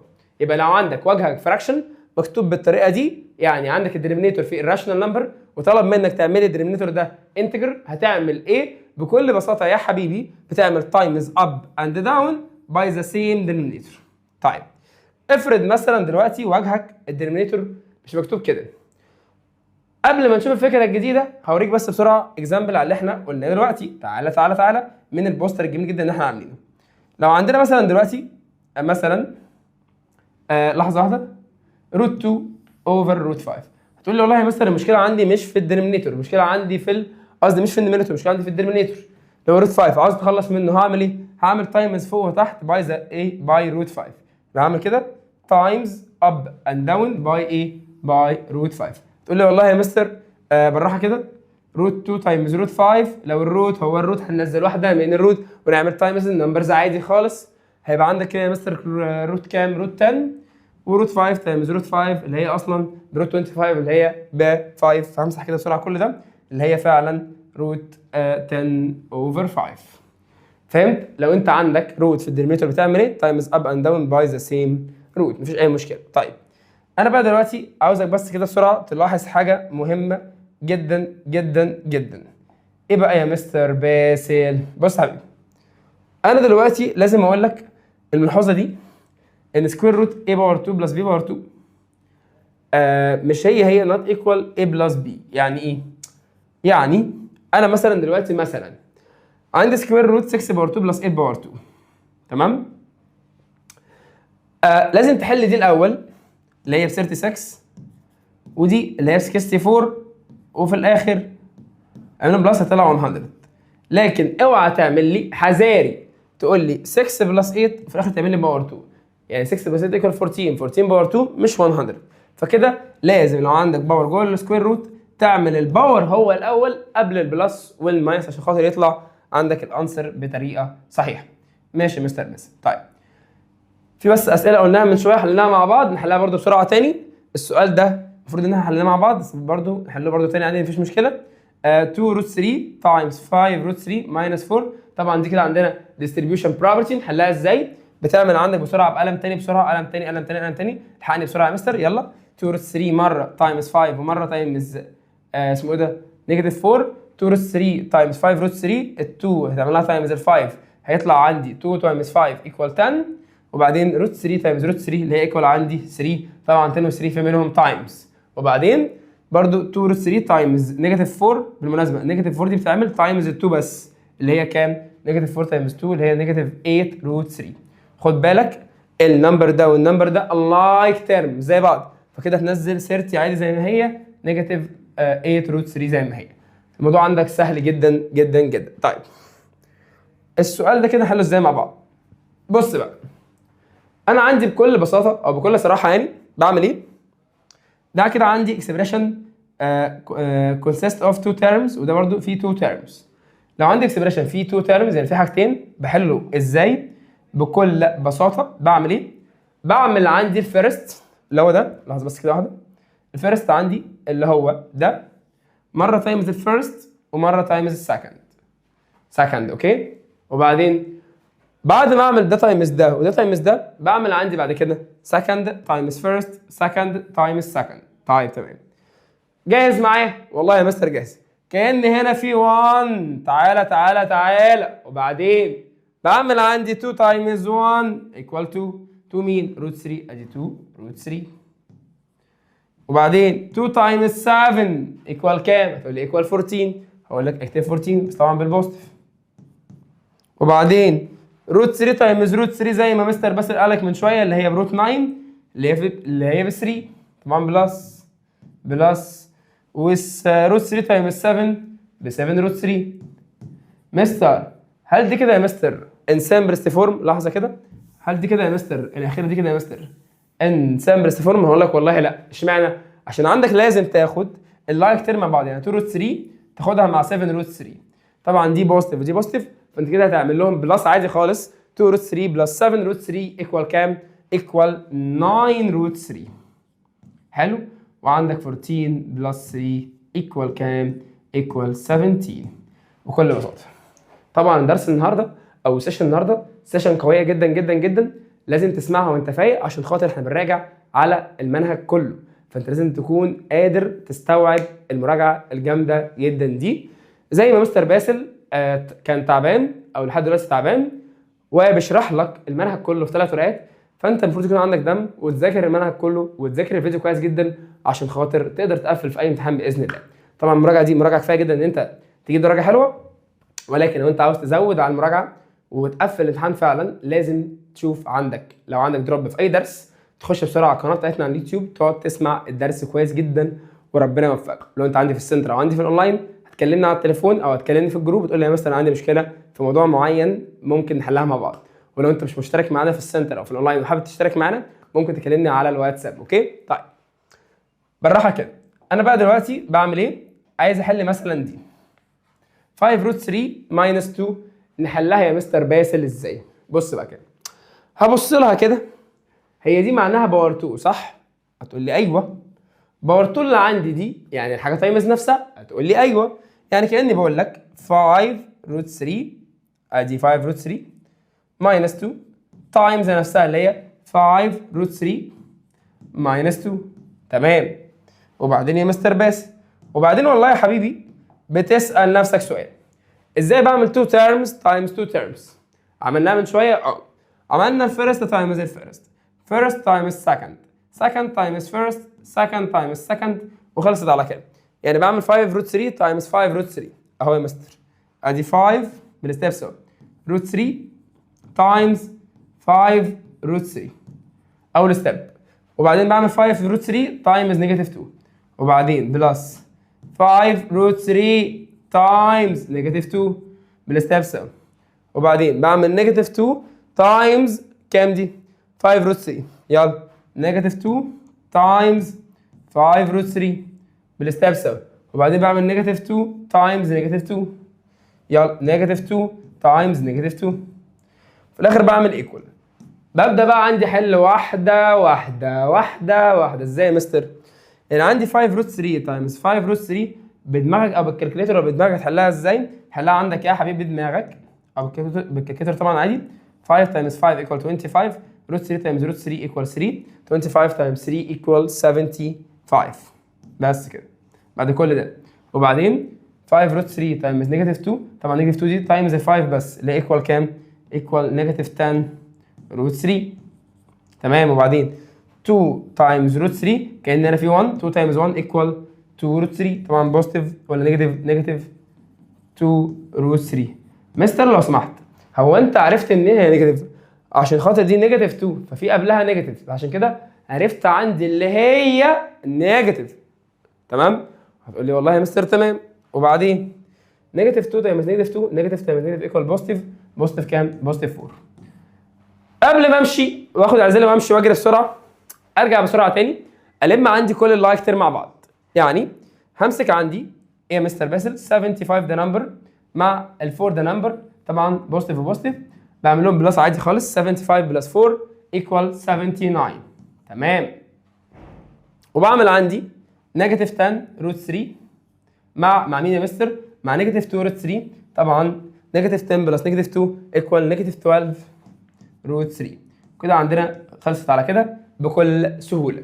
صراحه انت ما عندكش اي حاجه ان انت ما تذاكرش وان انت ما تقفلش اي امتحان في الدنيا مهما جالك امتحان شهر صعب او سهل. فالصراحه خساره بعد المراجعه الجامده جدا دي ما تقفلش اي امتحان. ماشي يا مستر باسل. طيب عندنا دلوقتي الحمد لله رب العالمين خلصنا جزء كبير جدا في ليسون 3. طيب نخش كده بسرعه عندنا على جزء كمان على ثانيه. ممكن بس لو سمحت سعادتك بص بقى كده، هفكرك برضو في دي. بص بقى تعالى ثانيه تعالى ثانيه تعالى ثانيه. ممكن بس سعادتك لو سمحت تعمل ايه؟ بيقول لك find the value of x باور 2 plus 2xy plus y باور 2. بكل سهوله يعني ايه x باور 2؟ يعني سعادتك هتجيب الاكس لو قال لك عليها اللي هي 5 روت 3 minus 2 تعملها باور 2. قلنا من شويه باور 2 يعني ايه؟ يعني اللي هي 5 روت 3 minus 2 اعمل لها باور 2، يعني اعمل لها تايمز نفسها. تمام؟ لوحدها كده. يبقى كده لوحدك هتعمل ايه؟ هتعمل ستيب كده x باور 2 ايكوال تعملها تايمز نفسها وتحلها. تمام. وبعدين تعمل ستيب للواي باور 2 اللي هو عاوزها وستيب وتحلها. تمام. وبعدين تعمل ستيب ل 2 اكس واي. بس انت الصراحه ملاحظ ان الستبس هتبقى كتير قوي بالنسبه لك. افكرك بحته من بريب 1، حته سهله قوي. ايه بقى يا مستر باسل؟ الحته بتقول لك من بريب 1 ان اكس باور 2 بلس 2 اكس واي بلس واي باور 2 هي اكس بلس واي all باور 2. يعني انت عندك لو انت جبت x بلس y all باور 2 تمام، وبعدين عملت لها باور 2 هتلاقي عندك first باور 2 السكند باور 2 first تايم second تايم 2، او لو انت حلتها هيطلع لك x باور 2 بلس 2xy بلس y باور 2. فانا بقول لك ان دي هي دي. فانا بنصحك ان انت بدل ما تقعد تعمل دي ودي ودي تقعد بقى تحل كل ده، لا انت تعمل ايه سعادتك؟ انت سعادتك هتعمل x بلس y في الاخر تعمل لها باور 2 بس كده. الاكس عندك بكام؟ بكذا. الواي عندك بكام؟ بكذا. تعرف تعمل لهم بلس؟ يلا يا مستر بينا تعال. هتعمل عندك دي بلس دي 5 روت 3 بلس 5 روت 3 ايكوال كام؟ ايكوال عندك 10 روت 3. وبعدين نيجاتيف 2 هتروح مع بوزيتيف 2 راحوا مع بعض. كده انت عملت اكس بلس واي باور 2 يعني اعملها تايمز نفسها. الله عليك يا مستر، بس ايه السهوله دي؟ يلا 10 تايمز 10 ب 100 روت 3 تايمز روت 3 ايكوال 3 كده ايكوال 300 على بعضها وخلصت على كده. مستر ايه ده؟ ايه السهوله دي؟ اللهم ذكرني فعلا يا مستر باسم. يبقى انت عندك لو انت لقيته طالب منك ايه؟ لحظه امسح بس يا حبيبي. فين البورد بتهنج ولا ايه؟ امسح يا بابا، امسح يا حبيبي. لو لقيته طالب منك لا قدر الله اكس باور 2 بلس 2 اكس واي بلس واي باور 2 اعرف ان كمان بيقول لك اكس بلس واي اول باور 2. وطبعا تحلها عادي خالص بالطريقه السهله جدا دي. خد بالك من حاجه ملاحظات مهمه جدا عندك لازم تكون بتقراها كويس قبل ما تخش الامتحان. ان عندنا لو الاي والبي دول تو بوزيتيف نمبرز يعني ايه؟ لو عندك براكت وبراكت بعمل لهم هما الاثنين بلس بعض. بالمناسبه لو بعمل براكت وبراكت بلس بعض بص ما تحفظش القواعد خالص. لو لقيت ده وده بلس بعض يعني اثنين نمبرز عكس بعض الفرق بس البوزيتيف والنيجاتيف، يعني انت لقيت البراكت ده هو ده بالظبط الفرق البوزيتيف والنيجاتيف فقط. لو عايز تعمل لهم بلس بيطلع 2 من اول نمبر. لو عايز تعمل لهم تايمز بيطلع عندك الفيرست باور 2 ماينس السكند باور 2. مستر مش فاهم اي حاجه الصراحه. مثال عشان تبقى فاهم بس لو سمحت. مثال انا كمدرس مش بحب الكلام الكتير اللي ملوش اي لازمه ده والرغي ده. طبعا جاي في الامتحان يا ناس. اوكي بص طيب كده بسرعه معايا. طيب انا مثلا دلوقتي بقول لك مثلا يعني روت 3 ماينس 2 تايمز روت 3 بلس 2. انت سعادتك هقول لك على ستيب بدل ما تحل كتير قوي تمام كده وتلاقي نفسك قعدت في الامتحان صفحه تحل سؤال، انا بوفر لك كل ده وبخليك تحلها في ثانيه. طب تحلها يا مستر باسل ازاي؟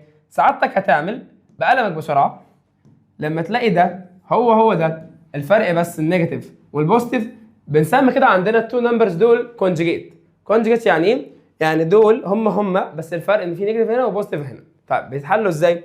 بتعمل الفيرست باور 2 ماينس السكند باور 2 سواء هنا او هنا، او بمعنى صح بتعمل الفيرست تايمز الفيرست والسكند تايمز السكند وتعمل الساين تايمز الساين.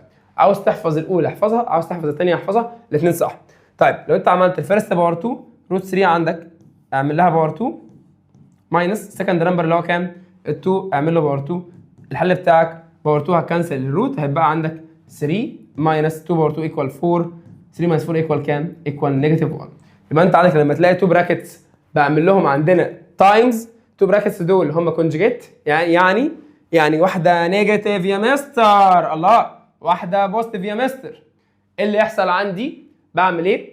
والله بتعمل فيرست باور 2 ماينس سكند باور 2 بدل ما تعمل الستبس دي كلها وتقعد تلاقي نفسك بتحلها في ساعه. طيب طبعا عندنا بالمناسبه لو عندي مثلا دلوقتي مثلا يعني 2 وبعدين روت 1 اوفر 2 انا عارف ان هي بتتحل بالكالكوليتر بس ازاي ان انت بتحلها بالستبس؟ بص بقى انت دلوقتي لو قلت لك مثلا دلوقتي روت مثلا يعني روت مثلا كام؟ روت مثلا 8. سعادتك دلوقتي انت تحلها ازاي؟ هتقول لي والله يا مستر باسل انا بفكر بعقلي بقول ال8 اللي عندي دي هي عباره عن كام تايمز كام ايكوال 8. هتقول لي والله يا مستر 8 تايمز 1 و4 تايمز 2. بختار يا مستر ال8 وال1 ولا ال4 وال2 على اساس ايه؟ على اساس عندك بعينك الجميله كده بسرعه بقول مين من النمبرز دول ال8 وال1 وال4 وال2 هو نمبر اقدر احطه تحت السكوير روت ماشي ويطلع لي اجابه، يطلع لي انسر، يعني نمبر يكون راشنال. نمبر لما احطه تحت السكوير روت يبقى عندي الروت راشنال نمبر.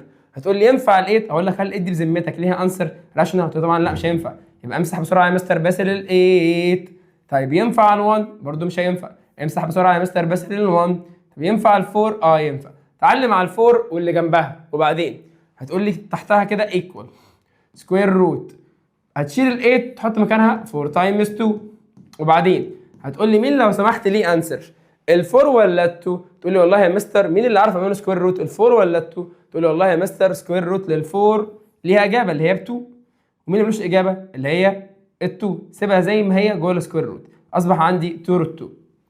يبقى انت لو عندك اي روت في الدنيا عايز تحله، بتحله بالظبط بالطريقه دي، بتشوف الروت اللي عندك او النمبر اللي جوه عندك هو كام تايمز كام، واحد ليه انسر والتاني ملوش انسر. صراحه في طريقه تانيه اسمها فاكتورايزيشن بس دي صعبه شويه بالنسبه للطلاب، وهتلاقي نفسك بتحلها في ستابس كتير، فانا الصراحه بفضل لك الطريقه السهله قوي دي. وانت طبعا ان شاء الله طبعا لما تطبع البوستر ده هتبدا طبعا تحلها عندك في البوستر، وتبدا تستمتع كده بالشرح، وتلاقي نفسك حابب الماس وحاسس ان هو سهل جدا جدا. طيب نجرب مثلا مثال تاني، سكوير روت مثلا لل 20، ببدا اسمع كده على جنب تايمز كام تايمز كام ايكوال 20، كام تايمز كام كام تايمز كام. هتقول لي ماشي يا مستر بالراحه كده، ال 20 دي اقول لك حلو عباره عن 20 تايمز 1. ماشي. ايه تاني يا مستر؟ بس اقول لك والله ال 20 دي يا عسل يا جميل، ماشي عباره عن يا مستر 4 تايمز 5 و2 تايمز 10. مين فيهم اقدر احطه تحت السكوير روت؟ هتقول لي والله يا مستر الفور، هقول لك خد الفور والفايف مع بعض كده عندي ايكوال سكوير روت 4 تايمز 5. مين عندي اللي هيطلع بره، الفور ولا الفايف؟ قلت لك اللي هيطلع بره هو مين؟ الفور. هيطلع بره بكام؟ ب2 كده ايكوال 2 سكوير روت 5. خلصت على كده. طيب في عندي حاجه لازم تعرفها، ايه بقى يا مستر باسل؟ انت لو عندك 4 تايمز 5 جوه بتطلع من يعني بتطلع ال4 دي بره ب2 صح؟ طيب افرض ال2 دي قاعده جوه، يعني قاعده بره، عايز ادخلها جوه، ادخلها بكام؟ ادخلها ب4 زي ما انت عارف. يعني لما اطلع النمبر بره بطلعه بسكوير روت، بفضيحه يعني. طيب لما ادخله جوه بدخله عندي بباور 2. يعني انت تقصد يا مستر باسل ان النمبر عندي لو بره زي مثلا كده، مثلا لحظه كده واحده، زي مثلا 2 سكوير روت مثلا 2، وعايز ارجعها لاصلها، بعمل ايه يا مستر؟ ينفع. بتعمل ايه؟ ال2 دي بتدخلها جوه معمول لها باور 2، يعني ايكوال كام؟ يعني ايكوال 2 تايمز 2 باور 2، يعني ايكوال 2 تايمز 4 اللي هي ب 8، يعني سكوير روت 8 لما نحلها بتطلع عندنا، يعني تطلع عندنا ايه كمان يا مستر؟ تطلع عندنا 2 روت 2، وده فعلا حقيقي. يبقى انت لو عندك نمبر بره عايز تحطه جوه السكوير روت بتحطه بباور 2، عشان خاطر السبب اللي احنا شرحناه من شويه، ان هو لو جوه ب 4 بيطلع بره ب 2، فلو بره ب 2 ندخله جوه بكام؟ ب 4 وهكذا. يبقى لو النمبر جوه بنطلعه بره بسكوير روت بندخله جوه تاني بباور 2. الموضوع ده بينفعنا في ايه؟ لو اللي عندي النمبر فراكشن زي ده وعايز احله، يعني عايز اعمل له سمبليفاي، يعني ايه؟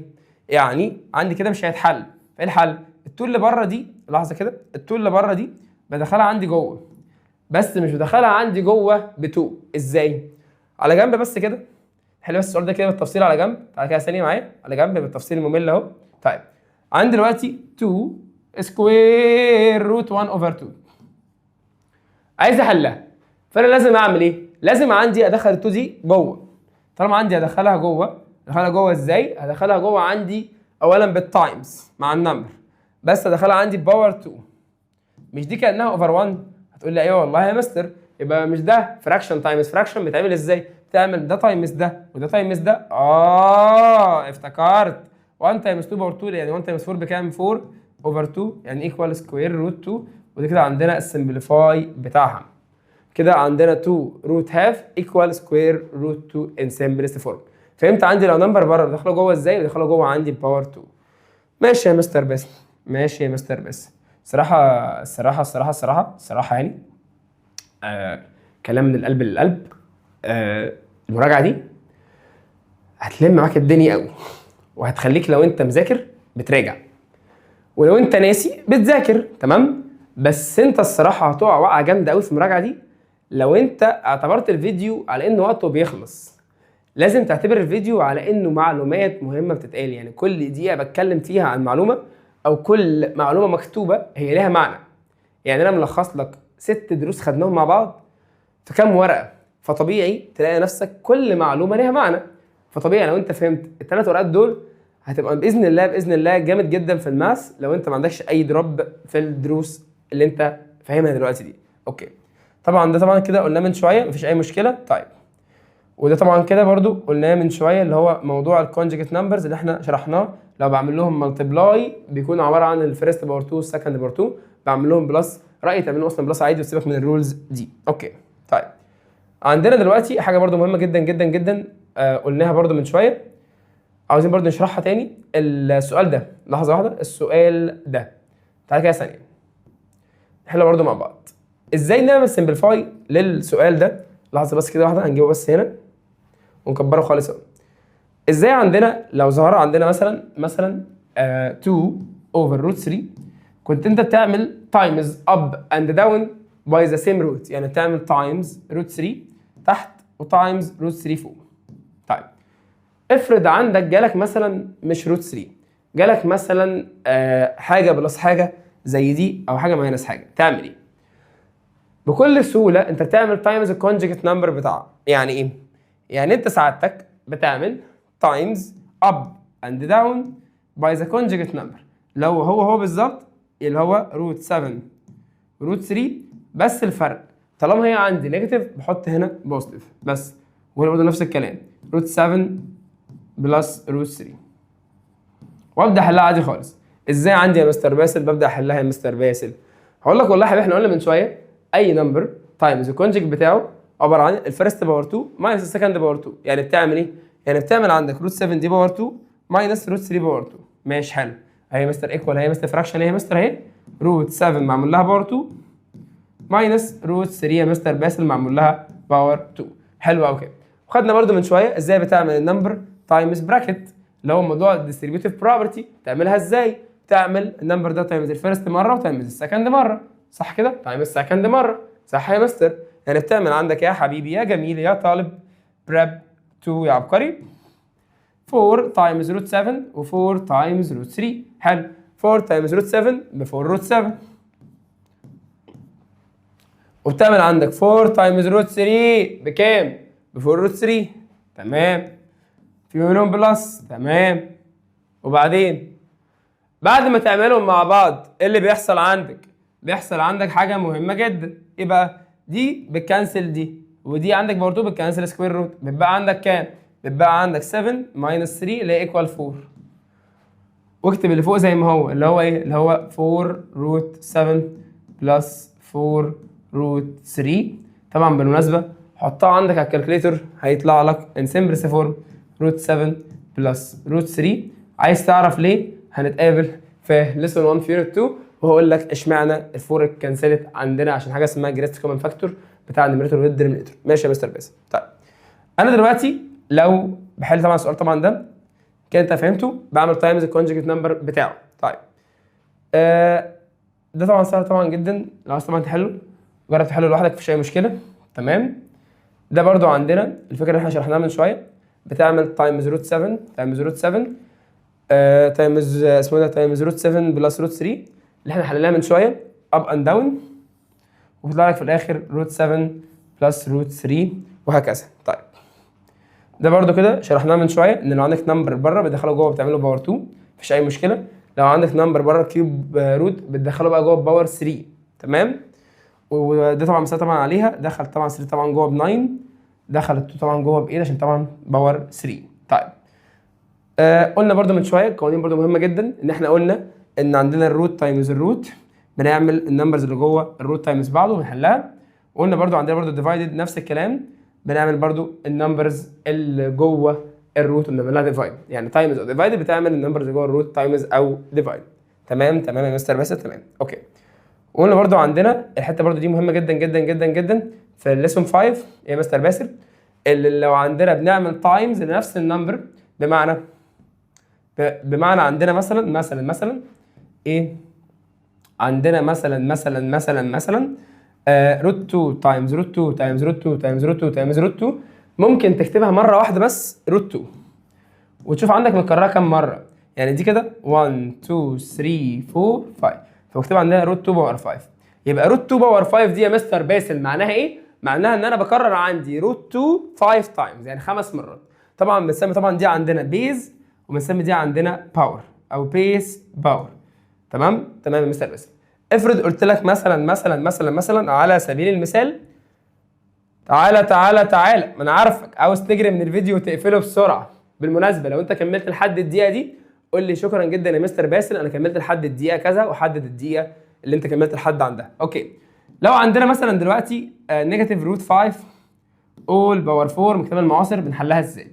طبعا عندي الروت باور 4 معناها ان انا عندي بكرر النمبر ده كم مره؟ 4 تايمز، يعني 4 مرات. بس فين؟ بس في التايمز عندك. يعني نيجاتيف روت 5 الله تايمز نيجاتيف روت 5 تمام تايمز نيجاتيف روت 5 تايمز نيجاتيف روت 5. طبعا نيجاتيف تايمز نيجاتيف ايكوال بوزيتيف، روت 5 تايمز روت 5 ايكوال 5. نيجاتيف تايمز نيجاتيف ايكوال بوزيتيف برضه ايكوال كام؟ 5. اصبح عندي 5 تايمز 5 ايكوال كام؟ ايكوال عندي يا مستر 25. وخلصت على كده. طيب افرض عندي مثلا يا مستر باسل مثلا يعني بعمل ايه؟ عندي مثلا دلوقتي سؤال تاني. لو عندي مثلا يا مستر النيجاتيف بره، لحظه كده واحده، النيجاتيف بره بمعنى عندي مثلا دلوقتي مره نيجاتيف سكوير روت 3 اول باور 2. بحلها ازاي بسرعه؟ والله يا حبيبي بتعمل ايه؟ بتعمل عندك نيجاتيف دي في الانسر زي ما هي بالظبط، وتفتح براكت، وبعدين روت 3 باور 2. طبعا باور 2 بتكنسل الروت، او معناها بمعنى صح روت 3 تايمز روت 3 اللي هي روت 6 تايمز روت 3 ايكوال 3. اوعى تنسى النيجاتيف نيجاتيف 3. يبقى لو الاجابه بره او النيجاتيف بره لازم الانسر تطلع بالنيجاتيف. لو النيجاتيف جوه بتبقى على حسب الباور اللي عندي. لو الباور اللي عندي ايفن النيجاتيف عندي بتتكنسل عشان خاطر عدد المرات عندي كل اتنين مع بعض بيتكنسلوا. لو الباور اللي عندي اود النيجاتيف اللي عندي مش بتتكنسل.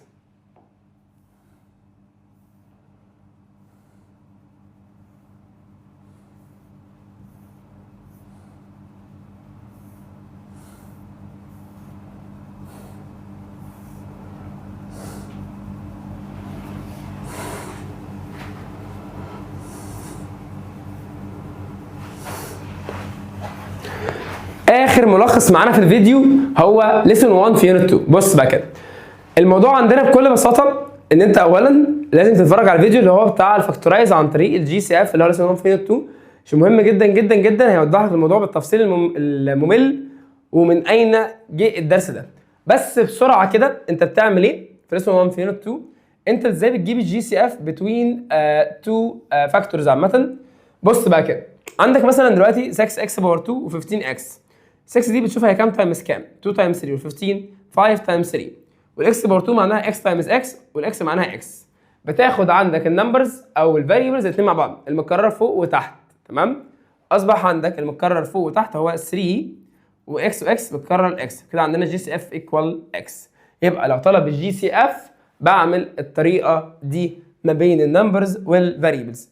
عندنا طريقه برضو اسهل. ايه بقى يا مستر باسل؟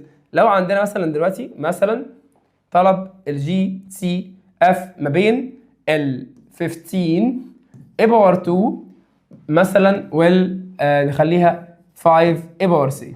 طيب انت ممكن تعمل ايه؟ ممكن تعمل على جنب كده بسرعه ال 15 تعمل لها حاجه اسمها برايم فاكتورايزيشن، يعني تشوف هي كام تايمز كام وتجيب البرايم فاكتورز بس. ماشي. 15 هي عباره عن يا مستر باسل 5 تايمز 3. هل دي برايم نمبر؟ هل دي برايم نمبر؟ طيب ال5 عندنا عباره عن 5 تايمز 1. مين برايم نمبر؟ ال5. بكتب عندنا ال15 ايكوال كام؟ ال5 ايكوال كام؟ وبعدين بسال نفسي سؤال. ايه يا مستر باسل؟ السؤال اللي انا بساله لنفسي ايه بقى؟ هل ال15 اللي عندي دي كام تايمز كام جوه السيركل؟ هتقول لي حلو، عباره عن 5 تايمز 3. حلو تمام. وال5 اللي عندي دي عندها جوه السيركل كام؟ 5. مين النمبر اللي بكرر فوق وتحت؟ ال5. هو ده عندنا جي سي اف ما بين النمبرز. وبعدين ما بين الفاريبلز عندنا الاي باور 2 والاي باور 3. اي باور 2 معناها a تايمز a. اي باور 3 معناها a تايمز a تايمز a. يلا الاي والاي خد ايه هاي، الاي والاي خد ايه هاي. وبعدين a تايمز a باي باور 2. فانا كنت بسهلها للطلاب بتوعي، كنت بقول لهم باخد عند الفاريبل اللي عنده اقل باور عشان هو ده اللي بيتكرر. بمعنى صح ايه؟ عندي باور 3 وعندي باور 3 وعندي باور 2، باخد اللي عنده باور 2. هو كده عندنا جي سي اف ايكوال 5 a باور 2. طيب لو انا بقى حابب يا مستر باسل اعمل فاكتورايز اعمل ايه؟ بكل بساطه بالراحه كده، بكل بساطه ارجع بس ثانيه واحده. تمام. وبعدين نفترض دي مثلا كده كانت بلس مثلا، وانا عندي جبت جي سي اف اللي هو 5 a باور 2. بعمل ايه؟ بكتب كده عندي 5 a باور 2 وافتح بعدها براكت. بعمل مره الفيرست ده ديفايدد ده، واعمل مره السكند ده ديفايدد ده. بكل بساطه كده، بكل بساطه يعني 15 a باور 2 ديفايدد 5a، 15 ديفايدد 5 equals 3 a باور 2 ديفايدد a باور 2 بيتكنسلوا مع بعض، راح بقاء لله. بلس 5 ديفايدد 5 بيتكنسلوا مع بعض equal 1 a باور 3 ديفايدد a. لو ال a هي ال a بننزل a. ساعه الديفايدد شرحناها من شويه، بعمل ايه الباور؟ بعمل لهم ماينس، يعني 3 ماينس 2 equal كام؟ 1. كده عندي الفاكتورايز بتاعي هيكون ايه يا مستر باسل؟ هيكون 5 a باور 2 كجي سي اف بره، وبعدين هيكون عندي 3 بلس كام؟ بلس اي. عندي اي اكسبريشن عايز اجيب له جي سي اف بعمل ايه؟ بجيب الجي سي اف بتوين النمبرز، الجي سي اف بتوين الفاريبلز، وبعدين بنحط جي سي اف بره، وبعمل الفيرست تيرم ديفايدد ده، سكند تيرم ديفايدد ده، ثيرد تيرم ديفايدد ده، اند سو اون. بس انا الصراحه بنصحك تتفرج على الفيديو اللي هو بتاع ليسون 1 في يونت 2، عشان خاطر طبعا بشرح بالتفصيل ازاي الجي سي اف ده جه، وازاي بنتعامل مع كل انواع الاسئله، مش مجرد مراجعه سريعه وخلاص. طبعا زي ما انت عارف هي دي الستبس، بمجرد ما تحمل الشيت ده تبدا تفهم كل حاجه. طبعا ليسون 2 عندنا مش داخل في الامتحان بتاع مقرر شهر اكتوبر، بس حطه احتياطي عشان خاطر لو انت في مدرسه داخل فيها ليسون 2 فانت هتذاكره يعني. ولو انت برضه حابب برضه هتذاكره من على اليوتيوب القناه بتاعتنا. برضه افكرك لو انت حابب تحمل الشيت الجميل قوي ده هيكون مجانا لاول 500 طالب. سامع الرقم؟ مجانا لاول 500 طالب. كانت مراجعه قويه جدا، كانت مراجعه سهله جدا، كانت مراجعه حلوه جدا. الصراحه اتبسطت ان انا معاكم النهارده في مراجعه شهر اكتوبر. باذن الله هنكون مع بعض في باقي منهج بريب 2. ولو انت حابب نظام متابعه اونلاين، حابب تنضم اونلاين معايا، او حابب تنضم في سنتر ويكون في عندك هوم ورك يتسلم، يكون في امتحان كل سيشن، يكون في مراجعات، يكون في اسئله، يكون في تقييمات ليك انت، مش مجرد فيديو خلاص، ممكن تكلمني على الواتساب وبس كده. شكرا جدا ليك. انا معاك مستر باسل من قناه باس ماس، وبحبكم جدا، والسلام عليكم.